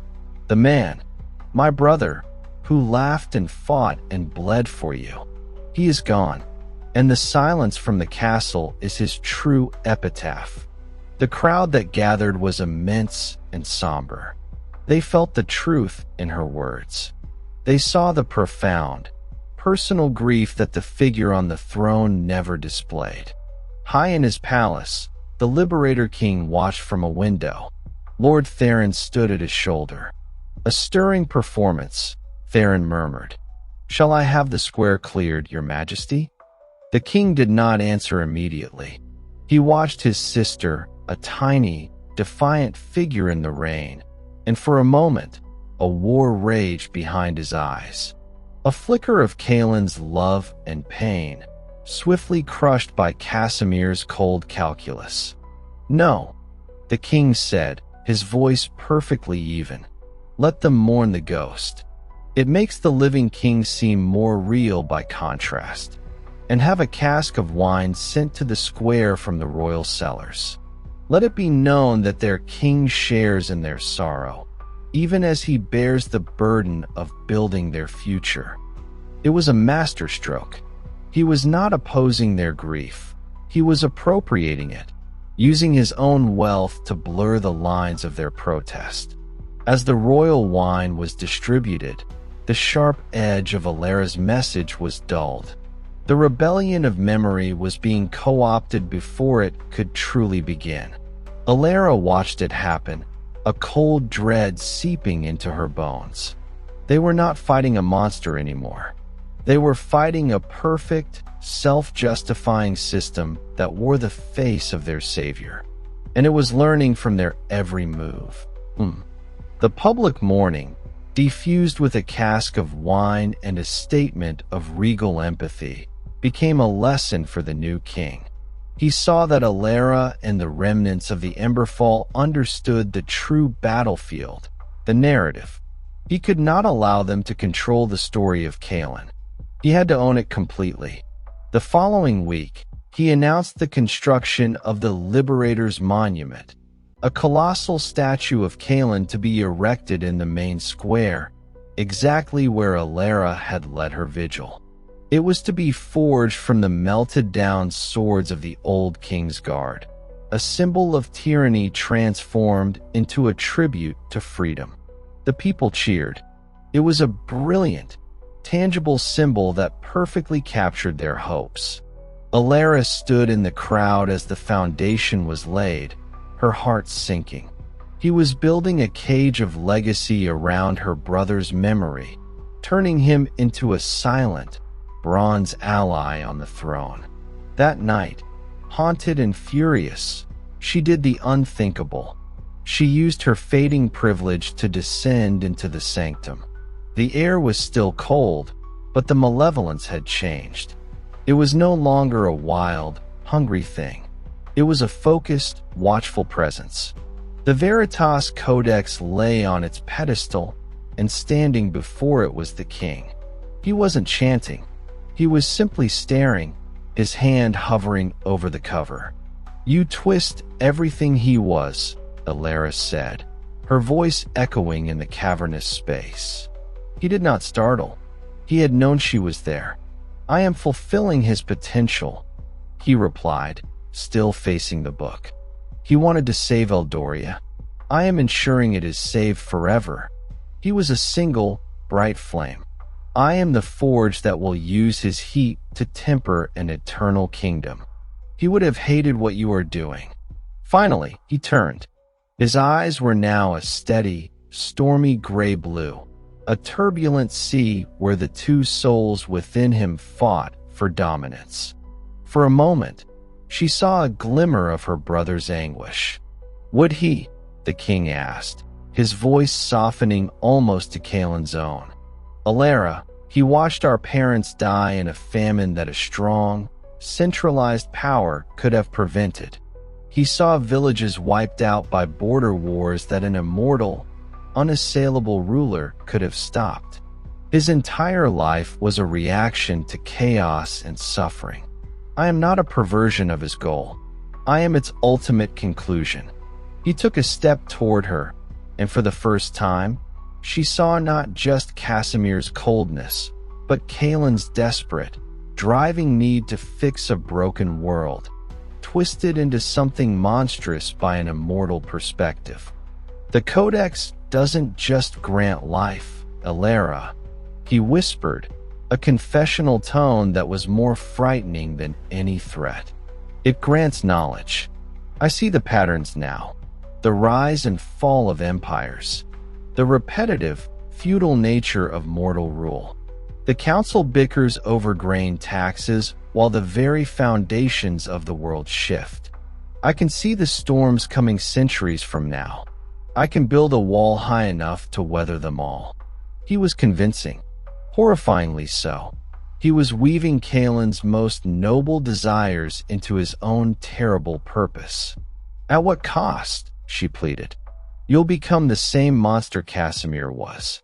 You'll need to feed the book. You'll need to silence dissent." A shadow passed over his face. The Casimir part, the part that had done those things for a millennium, surfaced. Stability requires sacrifice, the few for the many. It is the first, last, and only lesson of history. Casimir was weak because he ruled out of fear for his own secret. "I rule from a position of strength for the good of the empire." "There is a difference." "Is there?" she challenged, her voice breaking. "Will you tell that to the next Alistair? The next Gregor? Will you look them in the eye as you drain their life and call it a sacrifice for the many?" For a fleeting second, his mask of calm fractured. A spasm of pain, Kaelin's pain, crossed his features. He looked from her to the Codex and back again, a man torn between two eternities, one of love for his sister and one of cold, absolute power. The moment passed. His expression settled into one of resolute sorrow. "Some burdens," he said, his voice once more that of the king, "are too terrible to share. You should not have come here." He gestured, and 2 silent guards, who must have followed her, entered the sanctum. "Escort my sister to her chambers. She is overwrought and needs rest. For her own safety, she is not to leave the palace grounds until further notice." The sentence was delivered with a veneer of brotherly concern, but the meaning was clear. She was under house arrest. As the guards led her away, she looked back. He had already turned back to the codex, his form silhouetted against its dark glow, a king communing with his devil, perfectly alone under the weight of the crown he had stolen. Weeks turned into a month. The Liberator's monument rose swiftly in the square, a towering, bronze effigy of Kalen, his face frozen in a determined stare, his sword pointing towards a future only the king could see. The city, under the king's efficient and seemingly benevolent rule, began to prosper. Taxes were lowered, trade routes secured, and a sense of order prevailed that was deeper than any under Casimir. The people, weary of chaos, embraced it. The whispers about the king's changed demeanor faded, replaced by a grateful, if somewhat confused, acceptance. Alara, confined to the palace, became a ghost in its gilded halls. She was treated with courtesy, her every comfort seen to, but she was a prisoner nonetheless. Her windows overlooked the square, and the daily construction of the statue was a constant, mocking reminder of how thoroughly her brother's memory had been enslaved. The king himself was a paradox. He ruled with a wisdom that was undeniable, settling disputes with fairness and foresight. He could speak to farmers about crop rotation and to mages about elemental theory with equal expertise, the accumulated knowledge of centuries now housed in a young, vigorous body. But Alara, who watched him during rare public meals in the Great Hall, saw the emptiness in his eyes when he thought no one was looking. He was performing the part of a king, a role Casimir had played for a millennium, but now amplified by Kalen's innate charisma. The performance was flawless, and that was what terrified her most. The flawlessness, however, was a lie. She could feel it. A tension was building in him. He spent more and more time in the sanctum, and when he emerged, he looked paler, the stormy conflict in his eyes a little more subdued, a little colder. The Codex was not just a book of knowledge, it was a demanding god, and it was getting hungry. The crisis came quietly. A young, idealistic scribe named Tomas, who had once helped Alastair with his research, discovered a discrepancy.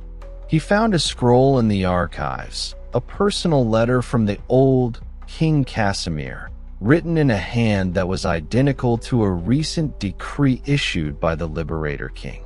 The style, the phrasing, the very cadence of the words were the same across a gap of 300 years. It was impossible. Drunk on the pursuit of truth, Tomas made a mistake. He took his findings not to the Emberfall, but to the palace, demanding an audience with the king to present his remarkable discovery. He was granted an audience immediately. Alara heard the commotion from her chambers.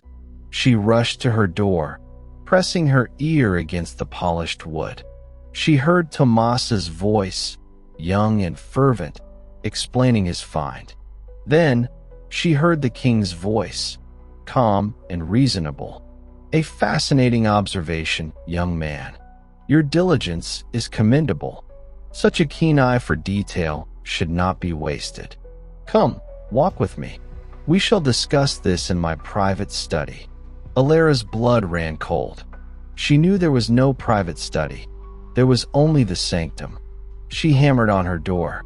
"No, don't go with him. Tomas, run." Her screams were met with silence. The footsteps faded down the corridor.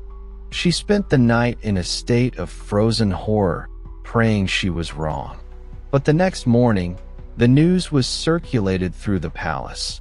The gifted young scribe Tomas had suffered a tragic, sudden seizure in the royal library and had passed away. The king himself expressed his profound sorrow and ordered a pension for the boy's family. Alara knew the truth. The first sacrifice of the new reign had been made. The codex had been fed. The cycle had begun anew. That evening, the king came to her door. He did not enter, but stood on the other side. She could feel his presence, a cold void in the hallway. He was a threat to the stability we have built. His voice came through the wood, quiet, devoid of any emotion she could recognize as her brother's. His truth would have sown doubt. Doubt leads to chaos. I will not let chaos take this kingdom again. Not when I have the power to stop it. There was a long pause. I do this for Eldoria, Alara. You must believe that. But all Alara could believe was that the last flicker of Kaelin had died with the scribe Tomas. The being on the other side of the door was no longer her brother, and no longer just Casimir. It was something else entirely. The eternal king, the guardian of a terrible, perfect peace, and he was just getting started. A year passed. The Liberator's monument stood complete, a shining, untarnished bronze giant that the people looked to with a mixture of pride and vague unease. The king's rule was a golden age. Crime was virtually non-existent. Harvests were abundant. The borders were secure. It was peace, but it was the peace of a perfectly maintained garden, where any weed of dissent was plucked before it could even sprout. Alara remained in the palace, a bird in a gilded cage. She was allowed more freedom now, permitted to walk the gardens, and even visit the city under discreet guard. She was a living relic, a symbol of the king's mercy and his connection to the beloved liberator. He used her presence to legitimize his rule, and she, powerless to do anything else, played the part. To fight him openly was to die, and her death would only remove the last, fragile reminder of the truth. One evening, she found him in the throne room, not on the petrified oak throne, but standing before it. The hall was empty, silent but for the whisper of their breaths. "It is done, isn't it?" Alara said, her voice flat. "He's gone. There's nothing left of Kaelin." The king turned. His face was a masterpiece of calm authority, the gray-blue of his eyes now a settled, uniform shade, like a sea after a storm. The internal war was over. Kaelin's love for this people is the foundation of every decree I issue, he said, and it was the truth. His strength is the wall that protects them. His memory is the symbol that unites them. To say he is gone is to misunderstand the nature of legacy. He is more present now than he ever was as a mortal man. "That's a lie you tell yourself to sleep at night," she replied, but the fire in her was ashes. She was too tired to fight the twisted logic anymore. "Is it?" He gestured around the grand hall. "Look at what we have built. Look at the safety, the order, the prosperity. This was his dream. I have simply made it permanent. The mortal hero could only dream it. The eternal king makes it reality." He walked towards her, and for the first time, she felt no fear, only a profound, cosmic sorrow. "You see me as a monster, Alara, but history will see me as a savior. In 100 years, no one will remember the scribe Tomas. They will only remember the peace. In 1,000 years, they will build statues to me, and they will pray that my reign never ends." He stopped before her, and his gaze was not that of a brother or a tyrant, but of a force of nature. A necessary, terrible God. This is the price of eternity. It is not paid in a single, bloody moment. It is paid in 1,000 small silences, in a million forgotten sacrifices, and it is a price I am willing to pay for them."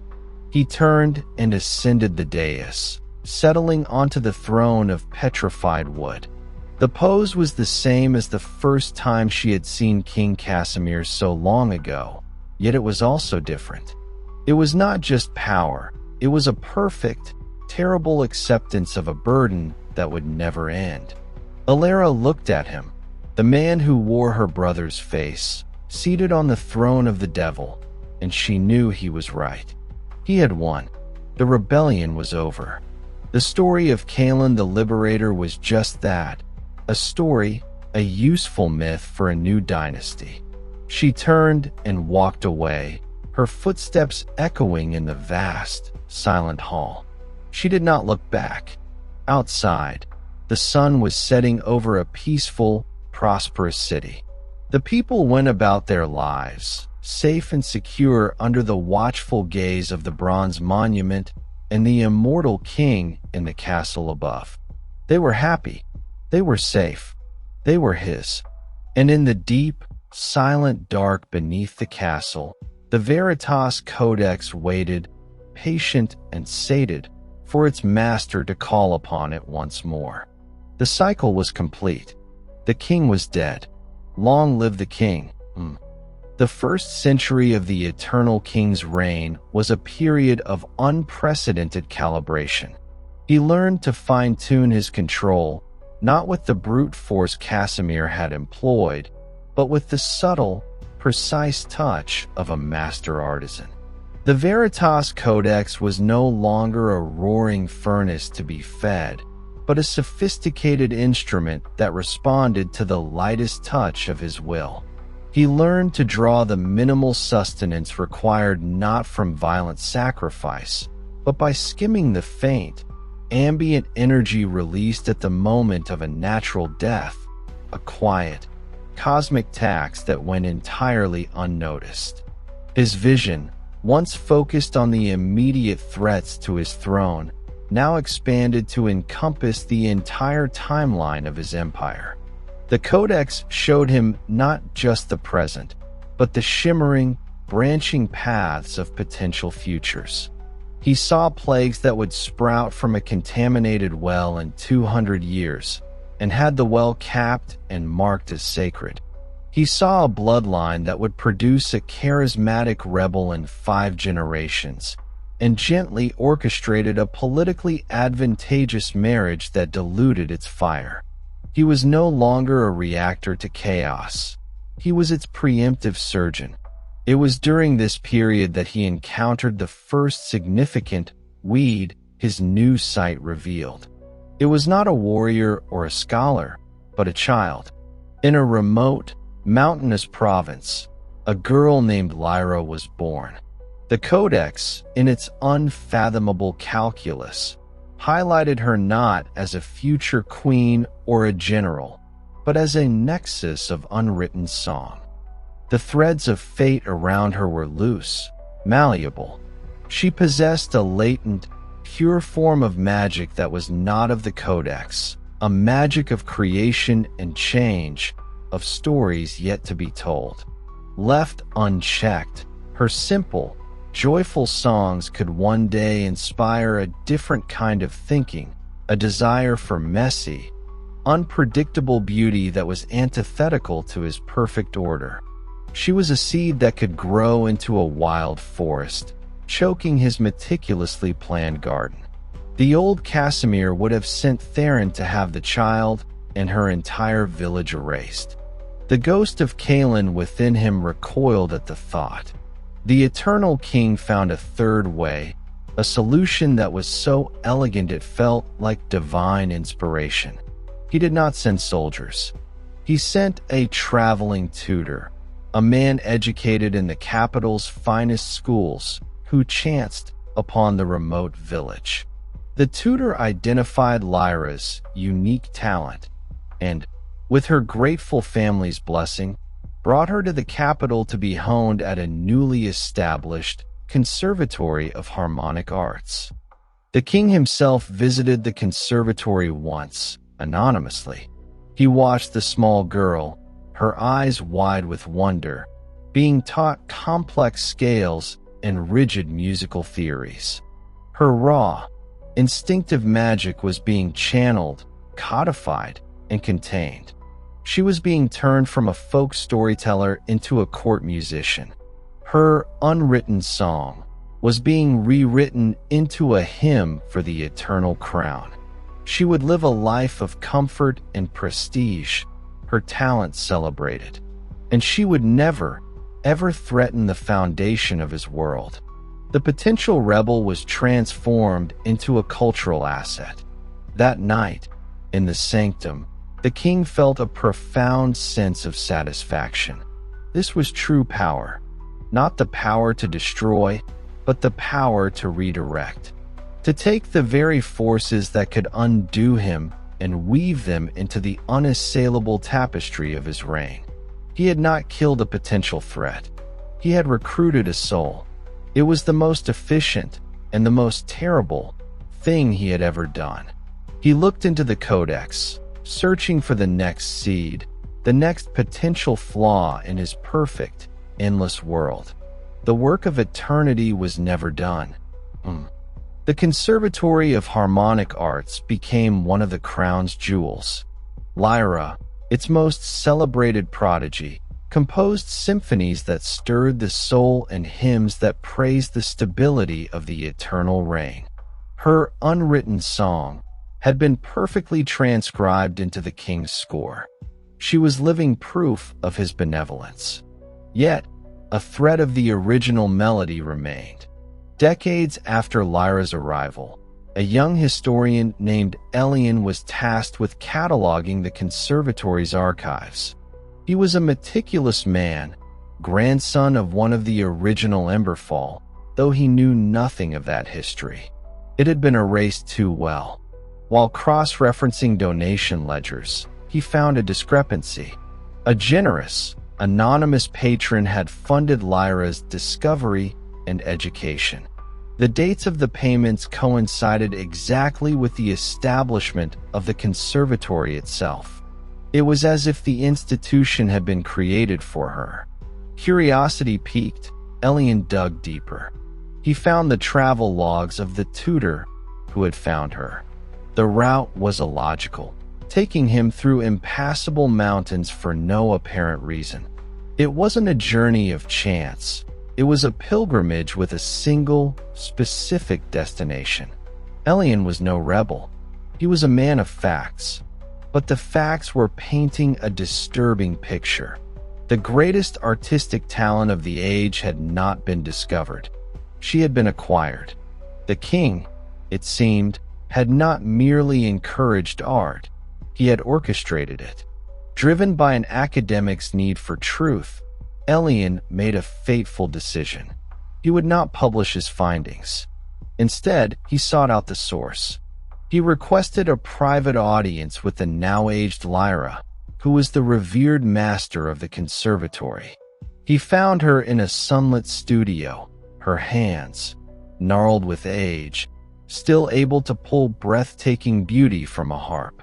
Elian presented his evidence cautiously, expecting denial or outrage.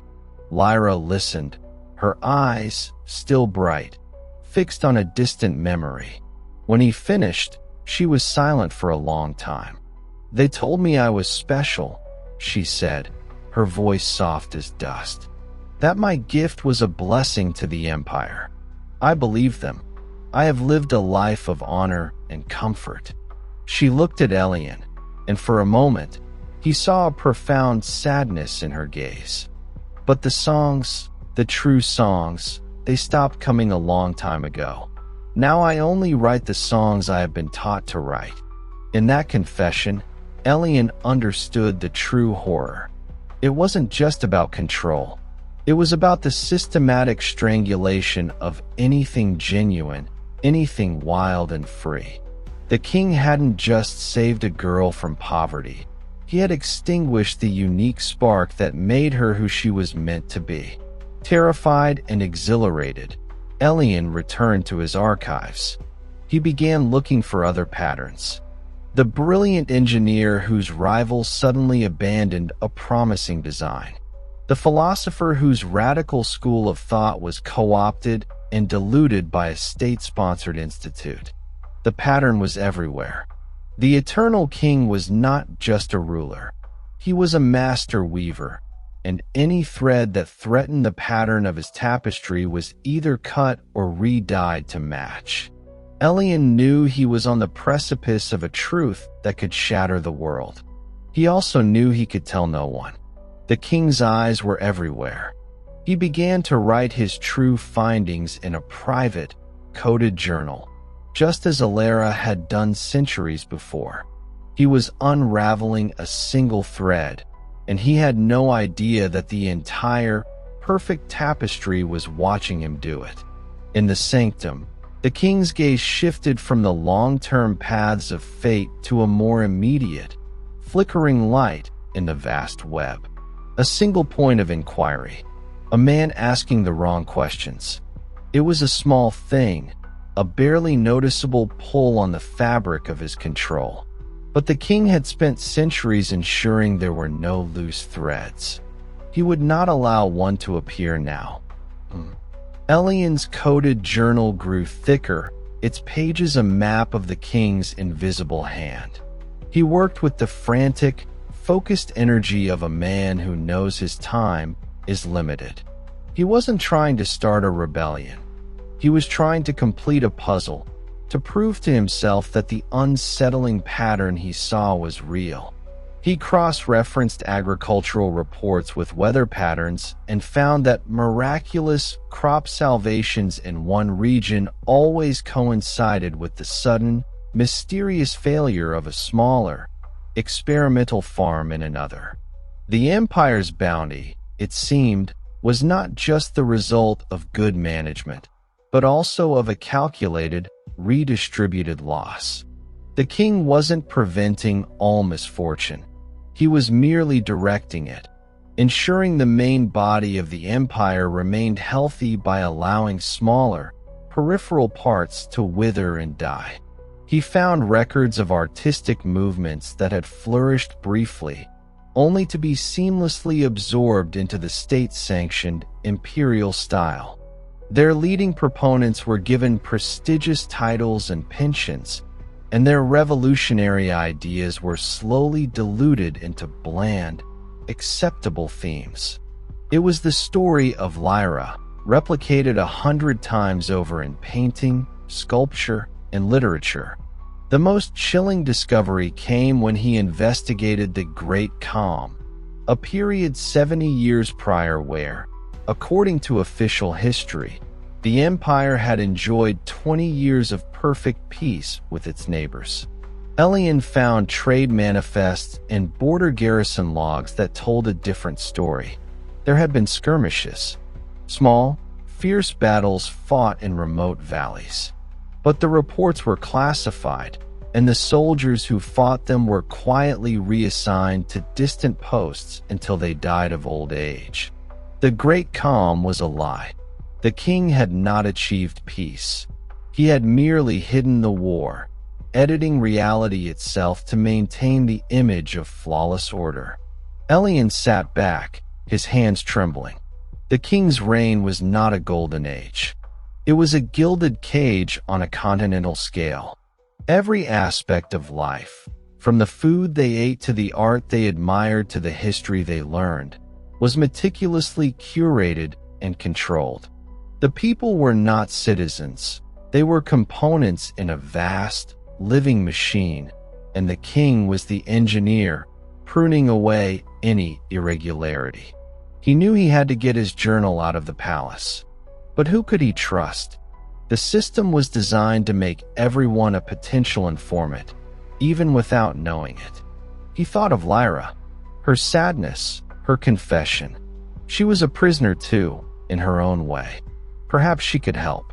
He penned a carefully worded letter, not stating his findings directly, but asking if she would be willing to receive a new composition from him, a metaphor for his journal.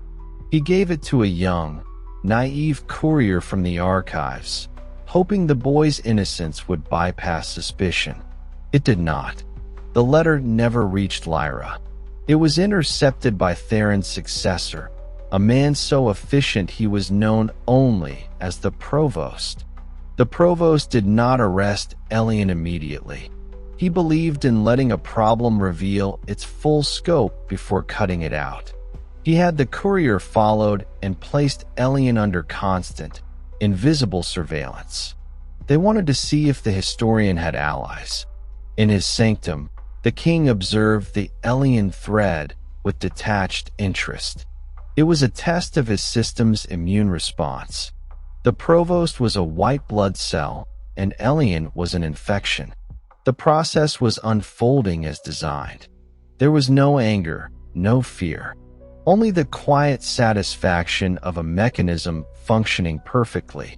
He watched as Elian, growing increasingly paranoid, took his journal and attempted to flee the city under the cover of night. The king could have stopped him at the gates. Instead, he let him pass. A predator running was easier to track than one hiding in its den. The king wanted to see where the thread would lead. He was confident there was no one left to weave it into a noose. Elian's flight was a descent into a world he had only ever read about. The polished cobblestones of the capital gave way to the muddy ruts of country roads. The orderly, state-sanctioned inns were replaced by rough taverns where silence was a currency and a stranger's gaze held a weight of suspicion. He was a man of ink and parchment, now navigating a landscape of grit and survival. He had a single, desperate destination in mind: the Blackwood. His research into the original rebellion against Casimir had mentioned it as a place of refuge, a nexus for those who operated outside the king's sight. He didn't know if anyone still remembered, if the Emberfall was anything more than a dead echo in a ruined chapel. It was the only thread of hope he had left. The king, through the eyes of his provost, watched Elian's progress with clinical fascination. The historian was inefficient, making basic mistakes, doubling back on his route. He was a living demonstration of why chaos was inferior to order. Yet, he was persistent. The king felt a faint, almost nostalgic flicker. This was the raw, unoptimized determination that had characterized Kalen. It was a quality he had systematically bred out of his subjects for generations. The provost's agents were shadows on the road, never seen, but their presence was felt in the sudden unease of a tavern keeper or the averted eyes of a farmer. They were herding Elian, ensuring his path led to the Blackwood, a contained environment where any infection could be cleanly cauterized. After days of weary travel, driven by fear and a scholar's stubbornness, Elian found it. The ruined chapel was more dilapidated than he had imagined, its stones cloaked in thicker moss, its altar little more than a rubble-strewn platform. The air was heavy with the scent of damp decay. His heart sank. It was empty, a tomb for a dead dream. He sank onto a broken pew, the weight of his failure crushing him. He had uncovered the greatest lie in history, and there was no one left to tell. He buried his face in his hands, the coded journal a heavy, useless weight in his pack. A man who mourns in a place like this either seeks ghosts or is becoming one. A voice rasped from the shadows of the confessional. Elian started, scrambling to his feet. An old woman emerged, her back bent, her face a roadmap of wrinkles. She was dressed in the rough-spun clothes of a forester, but her eyes held a sharp, intelligent light that belied her appearance. "Who are you?" Elian stammered, his hand instinctively going to the small knife at his belt. "The caretaker," she said, her gaze sweeping over him, taking in his city-made boots, the ink stain on his thumb, the fear in his eyes. And you are a fool. You have led the king's hounds right to our doorstep. Our Elian breathed, a spark igniting in the darkness of his despair. We are the memory, she said simply. The ones who remember that the price of this perfect peace is the soul of our people. We are few. We are careful. Or we were, until you arrived. She gestured to the woods around them. They are out there now, closing in. You have minutes at best. Elian's mind raced. He pulled the journal from his pack and thrust it toward her. This is why I came. This is the truth. The king doesn't just rule the present. He fabricates the past and designs the future. It's all in here. It can't die with me. The old woman took the journal. It was a profound burden. She looked from the worn leather to Elian's desperate face. He was not a warrior. He was a scribe, and he had done what armies could not. He had found the flaw in the eternal king's design not with a sword, but with a pen. The memory will be kept, she promised, her voice low and fierce. Now run, deeper into the wood. It will not save you, but it will buy us time. As Elian stumbled out the back of the chapel and into the thick embrace of the trees, the old woman vanished into a hidden crevice in the chapel floor, the journal safe in her grasp. She was the latest in a long, unbroken line of archivists, the secret keepers of the truth, stretching back to Alara herself. Minutes later, the provost's agents entered the chapel. They found it empty, save for the scent of a recent fire and the lingering presence of fear. Of Elian, they found only his pack, discarded near the altar. The thread, it seemed, had been cut, but in the sanctum, the king's eyes narrowed. A thread had not been cut. It had been passed. The infection had spread. For the first time in a long, long time, he felt a sensation so foreign he almost didn't recognize it. The faint, cold prick of uncertainty. The provost stood in the empty chapel, his face a mask of cold fury. His agents scoured every stone, every shadow, but found nothing. The fugitive historian was gone, and with him, the journal. It was an unacceptable failure. He had underestimated the target and the network that supported him. He returned to the capital and presented his report to the Eternal King, expecting wrath, or at least the cold, dismissive punishment that was the king's way. The king, however, was silent for a long moment, gazing out the window of his study. The Elian thread had not been a simple malfunction. It had revealed a dormant subsystem he had believed extinct. The Emberfall was gone, but its legacy, the memory, had endured. It was a testament to the stubborn, inefficient, yet maddeningly persistent nature of organic life.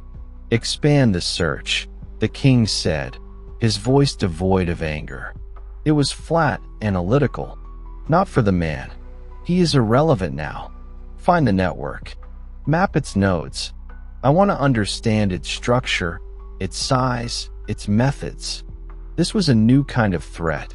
Not a rebellion of force, but a rebellion of information. It was a virus in the code of his empire. Deep beneath the Blackwood, in a cavern illuminated by softly glowing fungi, the old woman, whose name was Kalira, a name passed down through generations of archivists, laid Elian's journal on a stone altar next to others. There were dozens.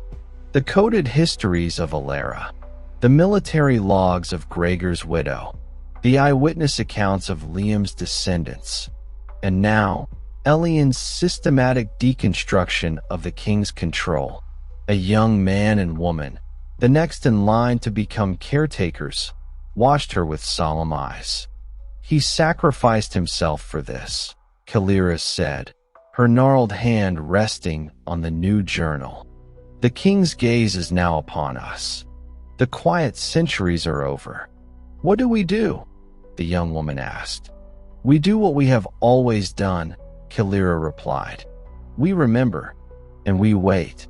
But for what? The young man pressed, frustration in his voice. We cannot fight him. We can only hide. We wait for a crack that we can widen, Kalira said, her eyes old and deep. Elian's work is that crack. He did not just give us facts. He gave us the pattern of the king's lies.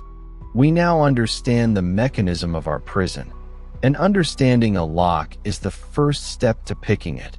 She opened Elian's journal to a specific page, where he had detailed the king's redistribution of misfortune, the calculated sacrifice of small villages to ensure the health of the whole.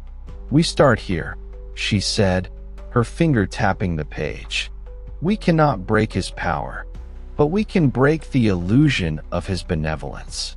We find those who have been sacrificed, those who lost their farms, their families, their futures to maintain his peace. And we show them the ledger. We show them that their suffering was not bad luck. It was a policy. It was a dangerous, slow-burning strategy. It would not topple a king, but it could, over time, erode the foundation of faith upon which his entire reign was built.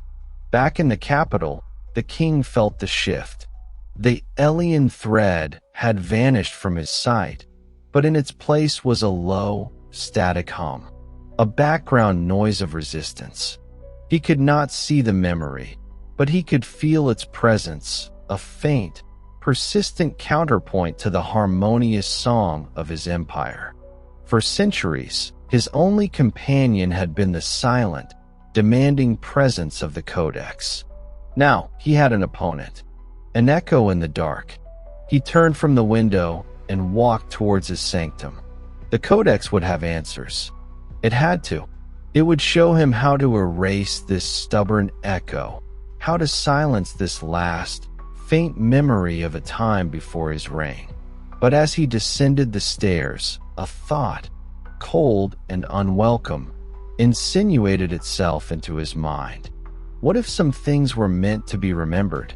What if the perfect, static world he had built was an affront to life itself, and the memory was life's immune response?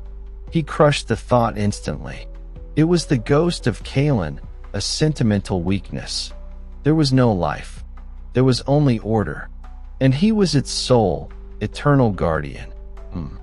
The strategy of the memory was one of subtle poison, administered drop by drop over years.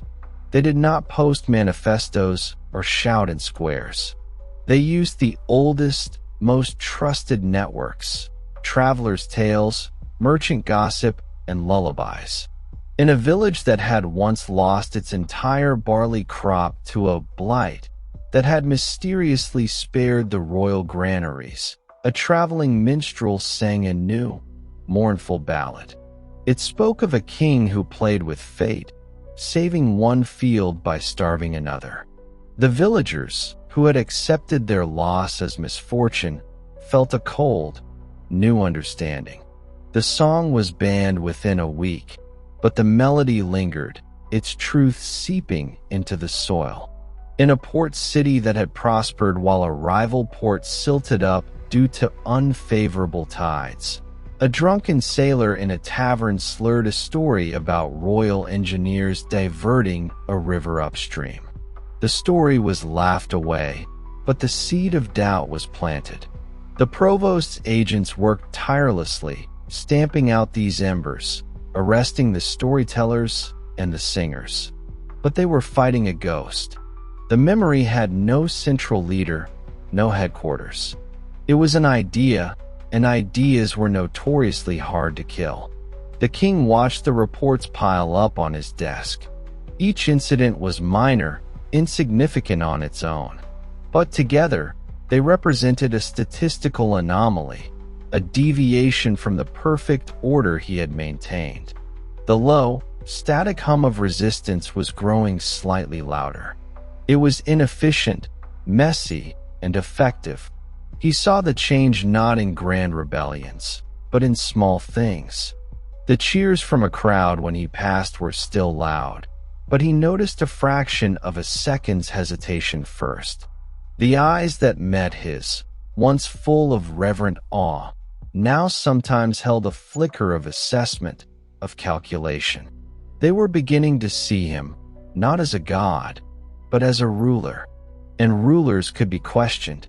It was an erosion of faith, exactly as the memory had intended. Frustration, an emotion he had not felt in centuries, began to simmer within him. The ghost of Kalen stirred at this feeling, this very human, very mortal reaction to a challenge. The king silenced it, pushing the sentiment down. He would not be governed by the weaknesses of the flesh. He summoned the provost. "Your methods are insufficient," the king stated, his voice colder than the deepest dungeon stone. "You are pruning leaves while the roots spread. We must target the root. The network is a phantom, Your Majesty," the provost replied, his head bowed. "They leave no trail." "Everyone leaves a trail," the king countered. "They need resources. They need to communicate. They are preserving physical objects, journals, artifacts. Find their archive. The source of the poison is there. Eradicate it, and the stories will wither." It was a shift in tactics. The king was no longer content with playing defense, with silencing individual whispers. He was going on the offensive. He would find the heart of the memory and rip it out. He retreated to his sanctum. The codex lay before him, its dark cover promising answers. He placed his hands upon it, not to draw power, but to demand insight. He poured his will into it, seeking a vision, a location, a name. The codex showed him not a clear image, but a feeling, a deep, earthy dampness, the scent of stone and old paper, the faint, glowing light of bioluminescent fungi. It was the same sensation he had felt when the alien thread was passed in the chapel. The blackwood. It had to be there, beneath the ruins. A grim satisfaction settled over him. The hunt was on. The gardener was going to dig up the roots himself. But as he broke the connection with the codex, a wave of fatigue, profound and deeply physical, washed over him. He staggered, catching himself on the pedestal. Using the codex for such a focused, divinatory purpose had cost him. The energy required was immense. For the first time in his long reign, the Eternal King felt a genuine need. Not just the Codex's hunger for life force, but his own need for more power to crush this nascent threat. The system was demanding more fuel. The thought that followed was as inevitable as it was dark. The quiet, ambient energy of natural deaths would not be enough for what was to come. To silence the memory, to burn out this infection, he would require a stronger, more concentrated source. The era of subtlety was coming to an end. The shadow war was about to turn very, very bright. The fatigue did not leave him. It was a stone in his shoe, a constant, low-grade drain that the ambient energy of the Empire could not replenish. The king moved through his duties with the same flawless precision, but inside, a new calculation was being made. The cost of maintaining absolute control was rising. The provost's search of the Blackwood was exhaustive and brutal.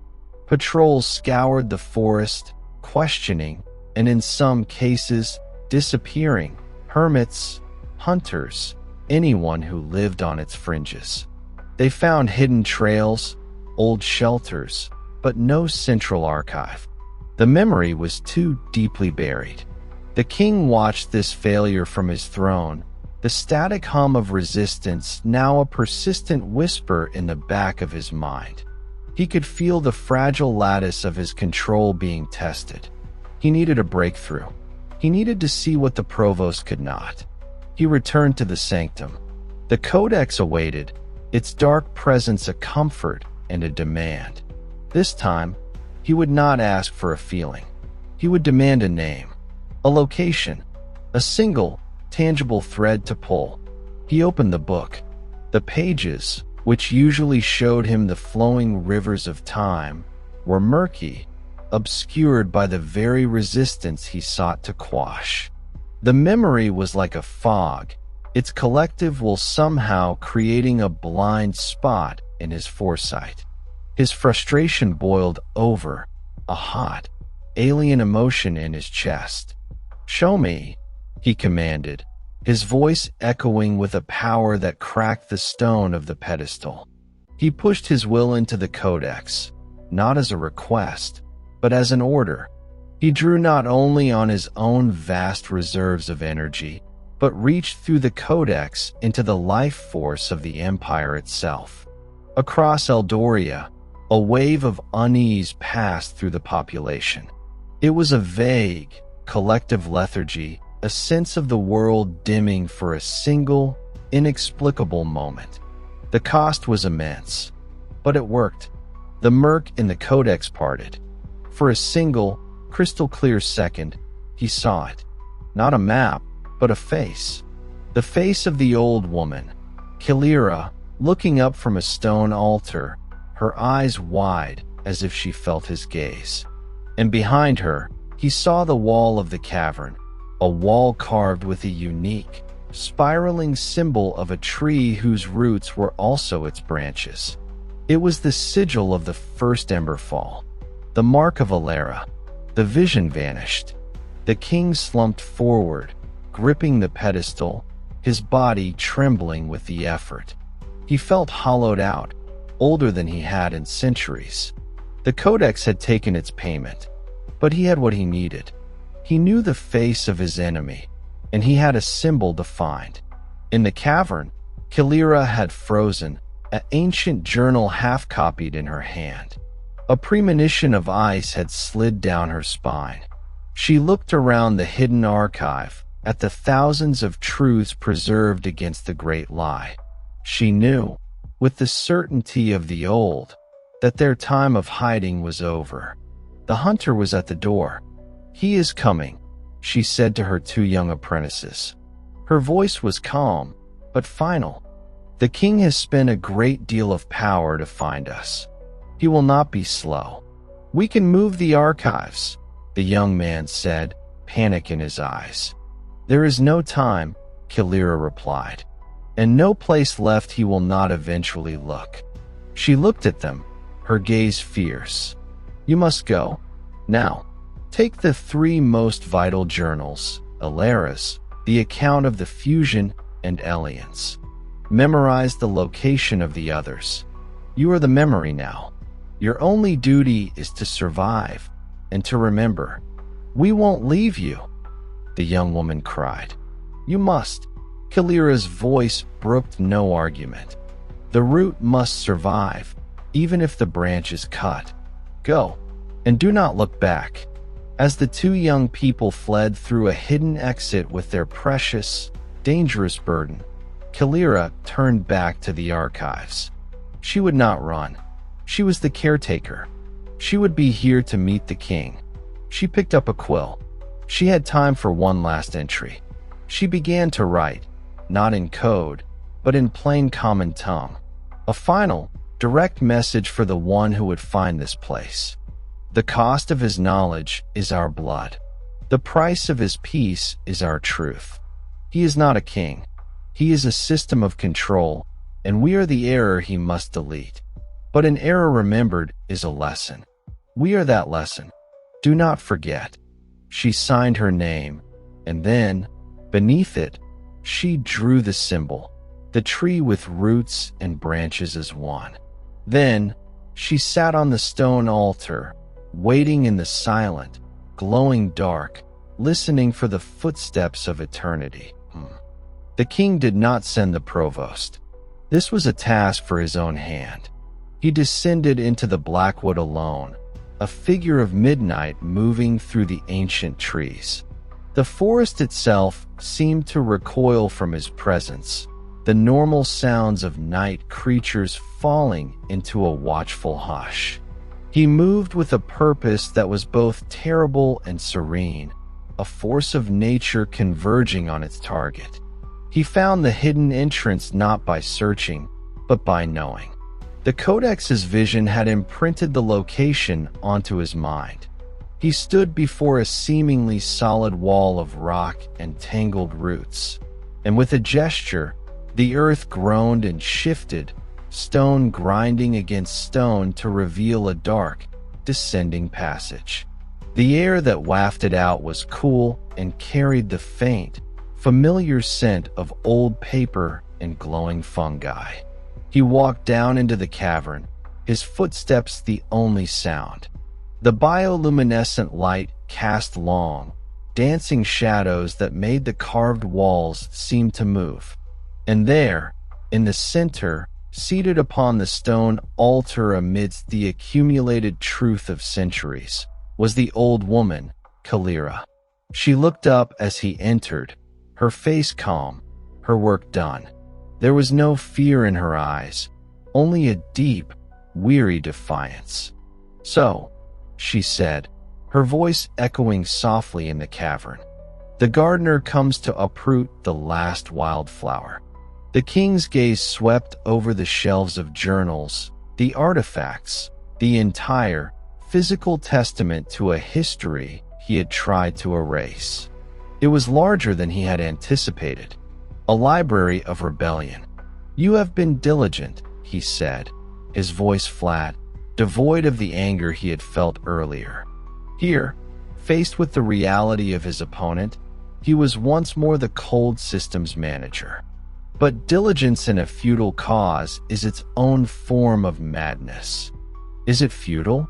Kalira asked, a faint smile touching her lips. "You are here. You expended a great deal of your resources to find this place. That does not seem like the action of a king secure in his throne. It seems like the action of a king who is afraid." The king did not respond to the provocation. His eyes fell upon the open journal on the altar beside her, the one where she had written her final message. He read the words, "He is not a king. He is a system of control." "A accurate, if simplistic, analysis," he remarked. "But systems are what build civilizations. Chaos is what destroys them. I am the bulwark against that chaos. You are the source of it." Kalira shot back, her composure cracking for a moment. "You have stolen our right to live, to fail, to learn, to grow. You have replaced life with a painting of life. A beautiful dead thing." "The painting endures," the king replied. "Life rots." He took a step forward. "Where are the others? The young ones who fled?" "Gone," she said, her chin raised. "The root is deeper than you can reach. The memory will endure. We shall see." The king raised his hand. He did not aim it at Kalira, but at the shelves. He did not need to kill her. He needed to delete the data. A wave of pure, nullifying energy, the same force that had unmade the scribe Tomas, flowed from his fingertips. It washed over the nearest shelf of journals. The effect was instantaneous and silent. The books did not burn or explode. They simply unwrote themselves. The pages turned blank, the ink vanishing, the leather bindings crumbling into dust, as if centuries of decay happened in a single heartbeat. The history contained within them was erased from existence. Kalira watched, her heart breaking as generations of testimony, of pain and truth, were wiped away. But she did not weep. She had expected this. The king moved methodically through the archive, shelf by shelf, section by section. He was a librarian of oblivion, systematically deleting the files of his own imperfection. The cavern grew quieter as the physical presence of the past was annihilated. Finally, he stood before the stone altar. Only Kalira and the journal she had written remained. "It is over," he said. "It is never over," she whispered. He looked at her, this stubborn, mortal woman who had dedicated her life to preserving a truth he found inconvenient. He felt a flicker of something, not respect, but a recognition of a formidable, if misguided, will. He could have killed her with a thought. Instead, he simply erased the final journal she held. Then he turned and walked away, back up the passage. He did not look back as the stone ground shut behind him, sealing the empty, silent cavern. He had eliminated the archive. He had cut the branch. But as he emerged into the night air of the Blackwood, the static hum in his mind was not gone. It was fainter, but it was still there. The root was still alive. The memory had escaped him. The two apprentices were out there, somewhere, with the three most vital journals. The core truth of his origin, his nature, and his methods was still in the wild. The war was not over. It had just entered a new, more diffuse phase. The two apprentices, Reese and Alara, named for the first keeper of the memory, fled through the night like startled deer. They carried a burden heavier than the three leather-bound journals in their pack, the survival of a truth that a god king wanted dead. The loss of Kalira was a raw, screaming wound in their hearts, but her final command was a fire in their veins: survive. Remember, they did not make the mistake of staying together. At the first crossroads, shrouded in pre-dawn mist, they made a pact. "We are the root now," Reese said, his voice tight. "We cannot be found in the same place. We must scatter the seed." Alara nodded, tears glistening in her eyes. "The northern passes," she said, "and the southern coasts, as far from each other, and from here, as we can get." They split the journals. Reese took the account of the king's fusion and Elian's deconstruction of his methods. Alara took the original journal of her namesake, the first Alara, which contained the raw, emotional truth of Kaelin's loss. It was the heart of the story. They clasped hands for a brief moment, a final anchor in their shattered world, and then turned and ran in opposite directions, swallowed by the mist and the looming trees. The king felt their flight. The destruction of the archive had quieted the static hum, but now two new, sharp, distinct points of dissonance pricked at his awareness. They were moving fast, diverging. He stood on his balcony, his senses stretched across the empire, a spider at the center of a web feeling two flies struggling at its very edges. He summoned the provost. The man arrived, looking haggard from his fruitless search. "The archive is dealt with," the king said, his gaze fixed on the horizon. "But two seedlings have escaped, a young man and a woman. They carry the most critical texts. They must be retrieved. Alive. I need what is in their minds as much as I need the physical books." The provost bowed.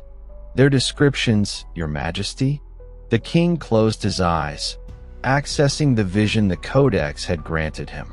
"The woman has the look of the first Alara, determined. The man has a scholar's intensity. They are young, and they are afraid. Use that. Use everything." The greatest manhunt in the Empire's history began, but it was a quiet one.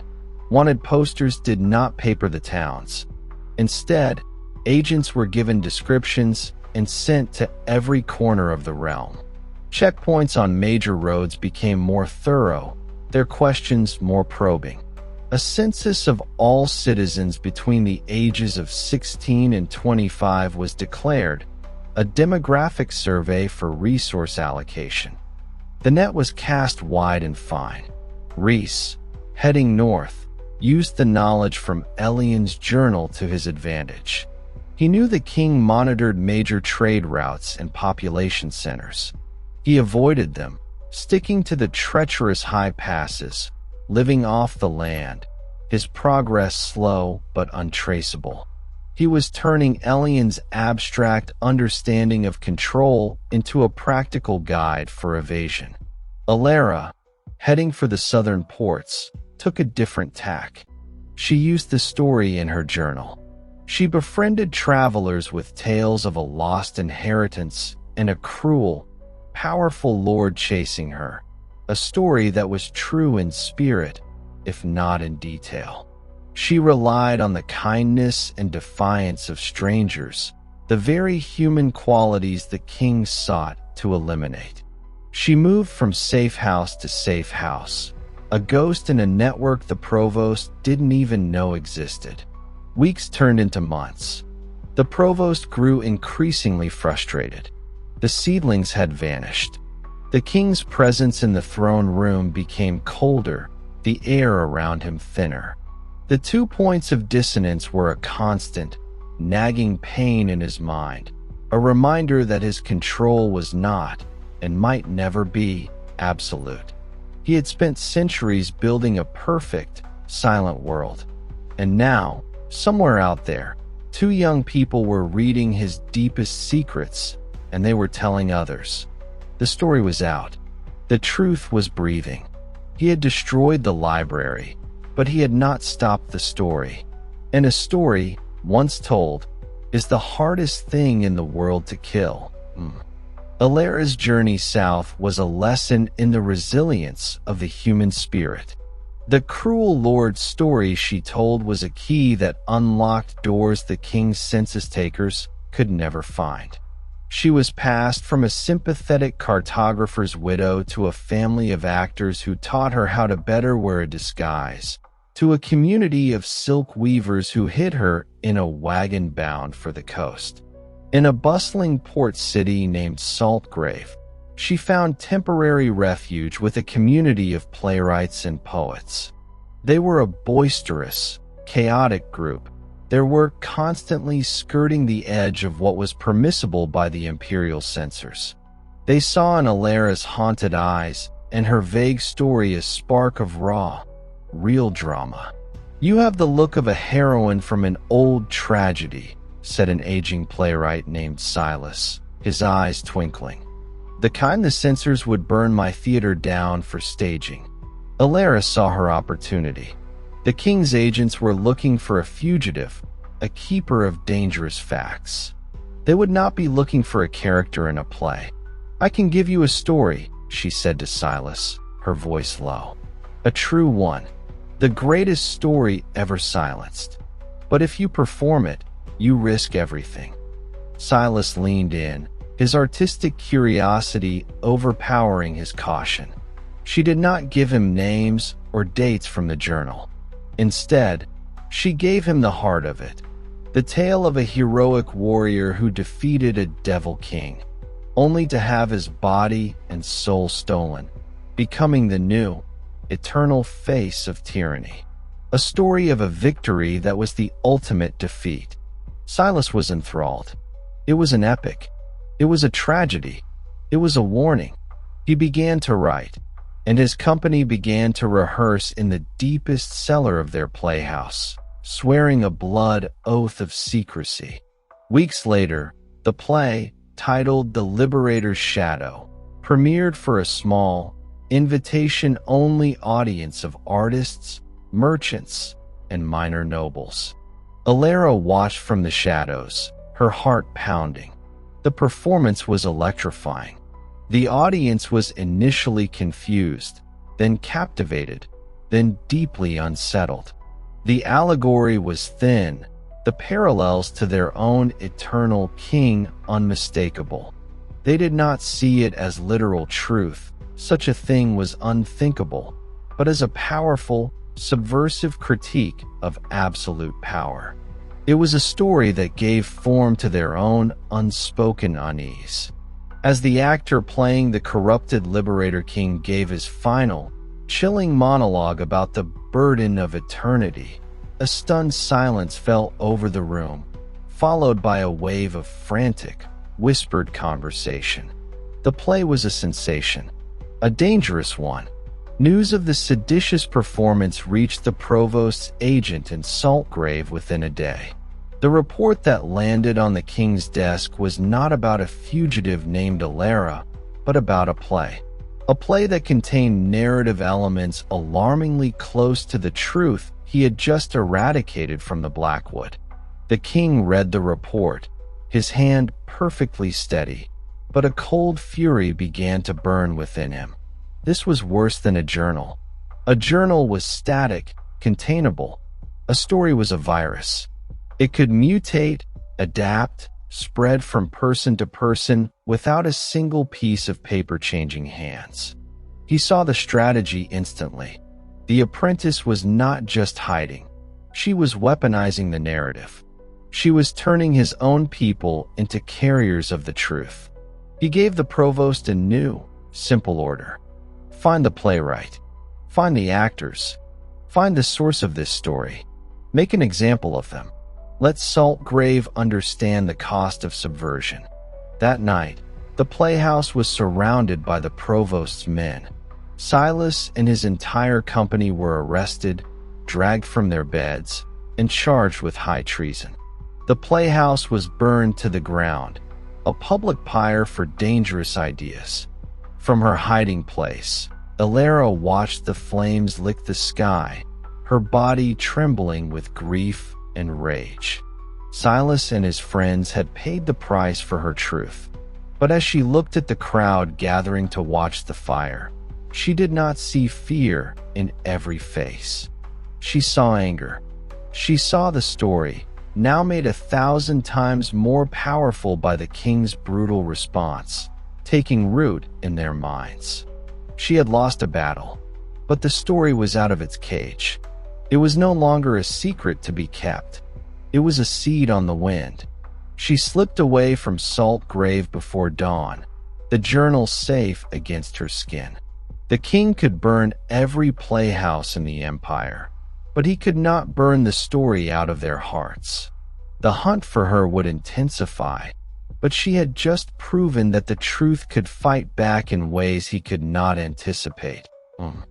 Eldoria was no longer the place it had been. The eternal king's perfect peace had curdled into a heavy, suppressed tension. The ruins of the playhouse in Saltgrave still stood as a warning, but people now looked upon them not only with fear, but with a simmering anger. The story of the Liberator's shadow, though officially banned, lived on in the hushed tales of farmers and the coded lyrics of street musicians. It was an ember that every attempt to stamp it out only seemed to fan into a brighter glow. Reese, now a grown man, had become a schoolmaster in a remote mountain village. He taught the children, but he taught beyond the royal curriculum. He taught them the lessons from Elian's journal, how to question, how to see patterns.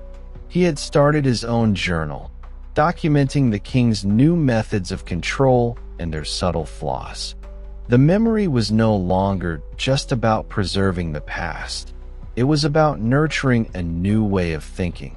Alara, now a seasoned and shrewd woman, had become a pivotal node in a deep, hidden network that moved people and information right under the king's nose. She was a living conduit for the truth her namesake had died for. The story was her weapon, and she wielded it with precision, planting seeds of doubt in fertile minds across the empire. In his sanctum, the eternal king felt the change.